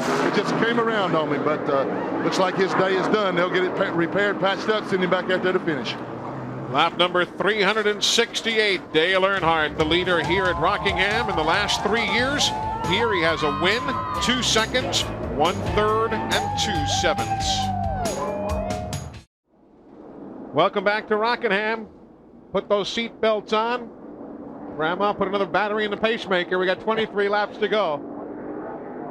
Saturday night shootout. And here comes Dale Earnhardt now, trying to keep Dale Jarrett at bay. Ricky Craven, Ricky Rudd, Steve Grissom is there, Kenny Wallace, Sterling Marlin. Those are the 7 cars on the lead lap, and here we go. Marcus dropped down to give everybody a good shot at this, give a good clean run at the first turn. Well, Derek Cope tried to get a lap back, couldn't get the jump, but he's run well today. He's being shown in 8th. He let Ricky Craven go there. Ricky Craven has a very strong race car. I would love to see him get up there and get to mix it up with Dale Earnhardt and Dale Jarrett right now. Here comes Dale Jarrett in the 88 machine as he works to the inside of Earnhardt and grabs the lead, and caution is on the speedway now for problems in turn number 4. Lake Speed having problems with the rolling spam can as the leader is Jarrett now, and they'll race back to the stripe.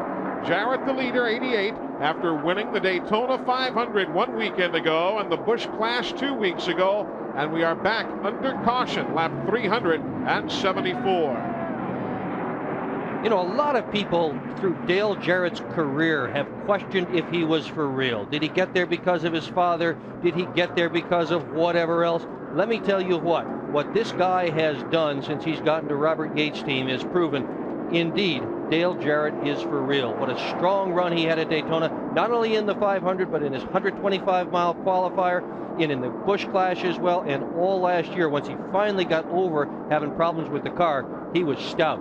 Plus the fact he got John Irvin, who's done so well preparing his Busch Series cars, and Mark Shook, Digger as they call him. I mean, that man has been serious contender and a winner in the Busch Series, and why folks have been doubting his ability is one of those things that kind of just makes you go, there's really no answer except unknowingness. Let's go down to Glenn.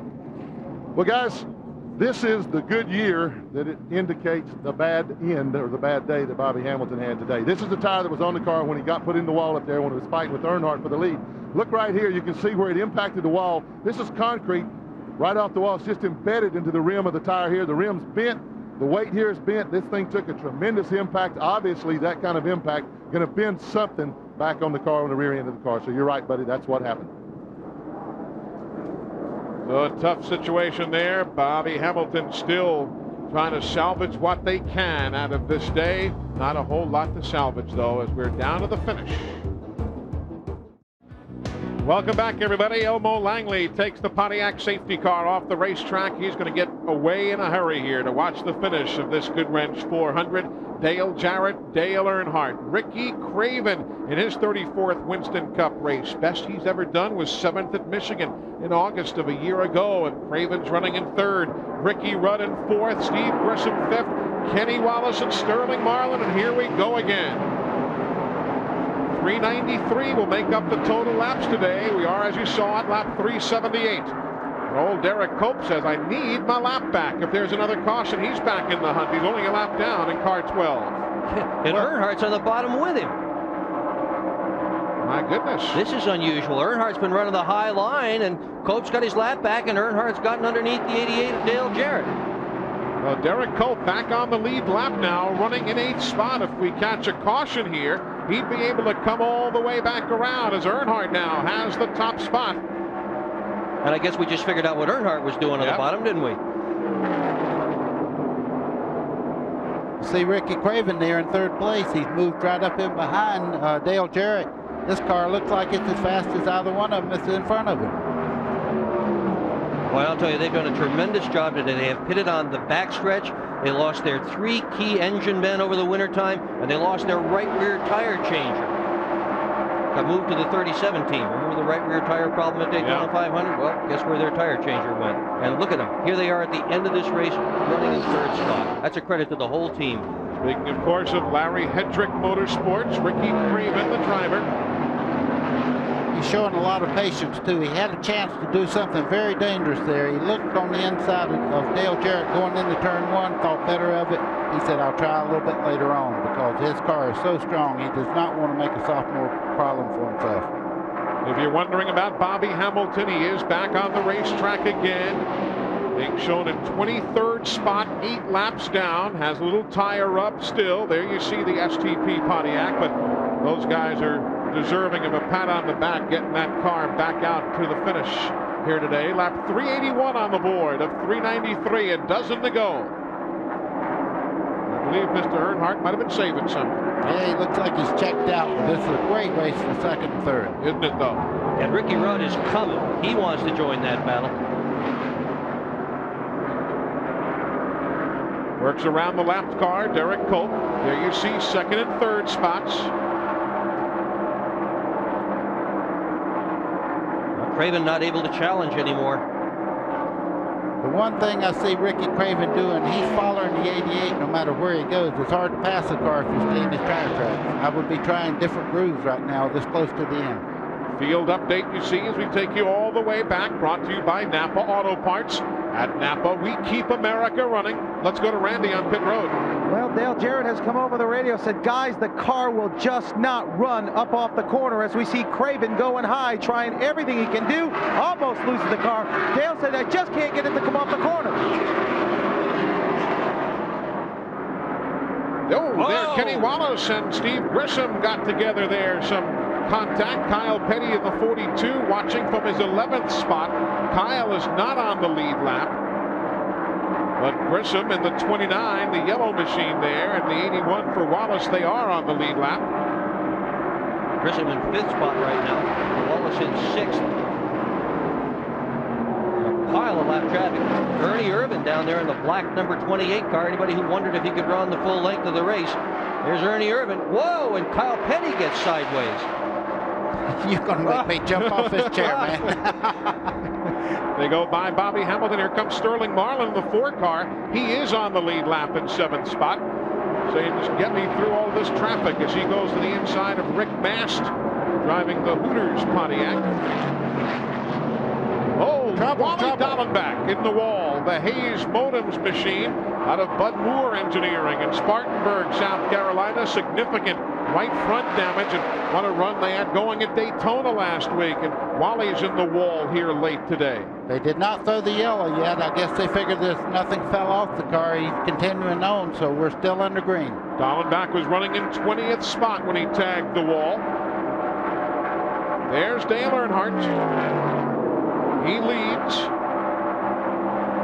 Let's go back and see Wally Dallenbach's problems.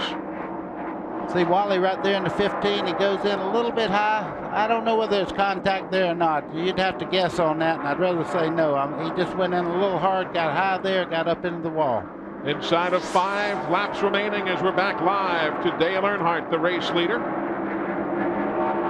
Dale Jarrett, Ricky Craven, Ricky Rudd, Steve Gresham, Kenny Wallace, Sterling Marlin. That's the 7, and Bobby Hillin spins. Bobby Hillin spins. And now is he going to be able to get the car going off the apron of the racetrack? He is inside of turn 2. No caution flag yet. Dale Earnhardt, the race leader, is in turn 3. Bobby Hamilton has just pitted. No caution yet. And now it is out. Now it is out, and it has been taken by the leader, Dale Earnhardt. Caution is being displayed at lap 390. Now the question is, can they get this race restarted? We're just 3 laps from the finish. Remember, you've got to get Hillin away, and there he comes down the back pit lane. You would be looking at a green, white, and checker if they can get it done quickly, but I believe we're going to run out of laps. There aren't going to be enough laps to get this race going again and have a green lap finish at the conclusion.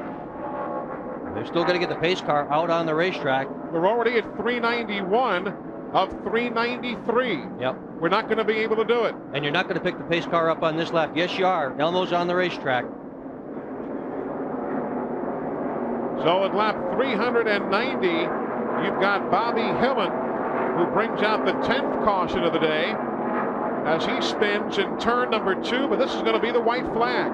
And we are going to end under caution. There's Dallenbach. He's not going to make it around. And the white and the caution. This race will end under yellow for Dale Earnhardt. He will come home with the win. It will be his 3rd here at the North Carolina Motor Speedway. Let's go down to the Earnhardt pit area. Well, guys, we're standing down here. I'm going to try to get a word with Richard Childress if I can. He's talking to Dale on the radio right now.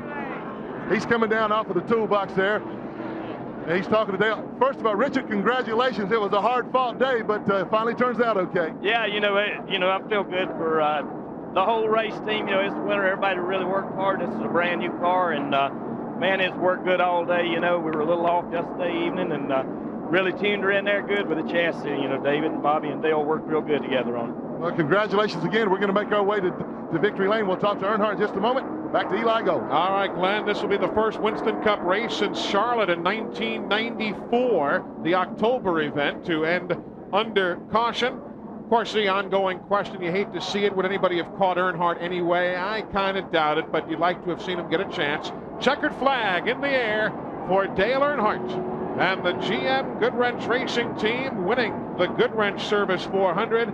And old Bobby Hamilton is going to champion on around for a finish here today. And he'll come home in 24th position, the way we calculated here. So they did salvage something out of what should have been a whole heck of a lot better. But Bobby Hamilton takes the checkered flag, and Dale Earnhardt, big old smile. This is going to be big time. After a fine finish at Daytona, a win here at Rockingham, he's firmly atop the NASCAR Winston Cup Series point lead. We'll talk about it in a moment. Well, they will limp around as best they can, will Bobby Hamilton and Wally Dallenbach. But in Victory Lane, Dale Earnhardt. Took him a while to get there. Kind of got lost going to Victory Lane while you folks were away.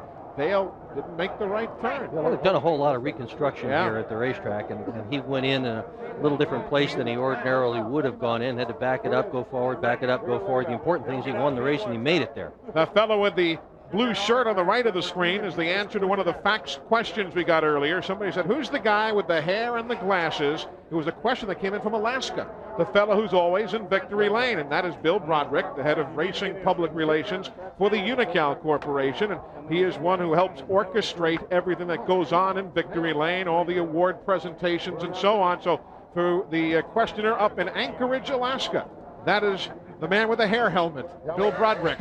I was going to say he played the lion in The Wizard of Oz. And we can say that because we're up here and he won't hear this until he watches the tape. Dale Earnhardt, big win today. A lot of fellas took serious shots at the win. Terry Labonte strong early. Jimmy Spencer was dominant middle of the race. Dale Jarrett led. Ricky Rudd, Bobby Hamilton.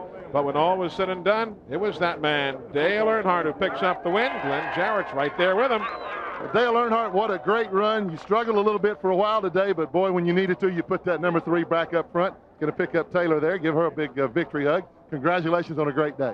Well, I thank you. Got to hand it to David Smith and everybody, you know, it's spinning his engine department, Scott DeYoung on the qualifying motor. We did a great job, and everybody did a job. We fine-tuned this thing. It's a little different than what we had on the setup here last fall. We're really happy with the car, the way it ran. I gotta hand it to all the crew. They did a great job. Goodwrench and all the folks, we appreciate everything they do. And, you know, we was a little short at Daytona, but we made it up for it here, but that darn Jarrett finished second to me, so the Dales are hanging in there, but, you know, it's been a good day for us.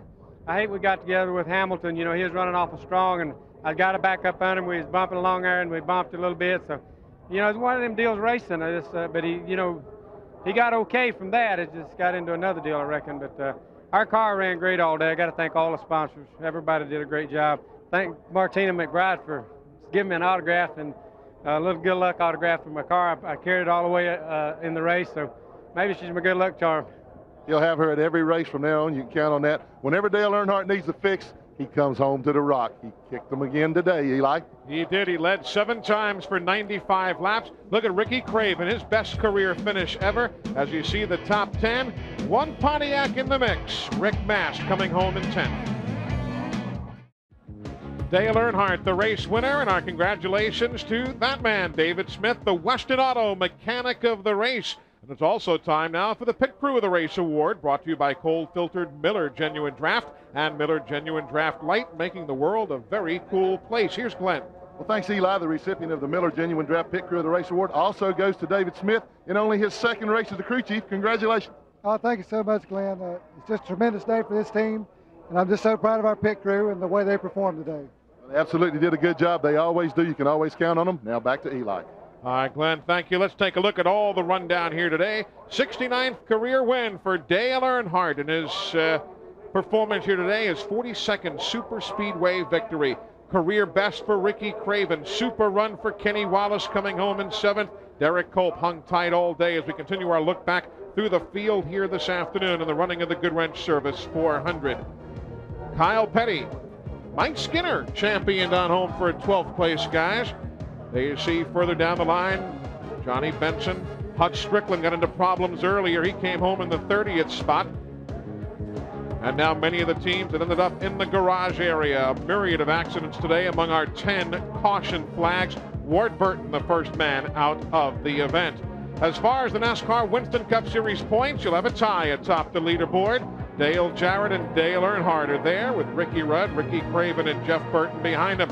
Coming up in just moments, the Dukes of Hazzard, a special episode right here on TNN. Of course, later on today, you've got SCCA Trans Am Racing from St. Petersburg, Florida, and Race Day tonight, hosted live by Rick Benjamin. Hope you enjoyed our weekend here at The Rock. For Dick Bergman, Buddy Baker, Glenn Jarrett, and Randy Pemberton, I'm Eli Gold. Our congratulations to Dale Earnhardt and the entire Goodwrench team for a big win today. We will see you soon with more, but right now, stay tuned. The Dukes of Hazzard coming up next as Dale Earnhardt celebrates his 69th career win. So long, everybody.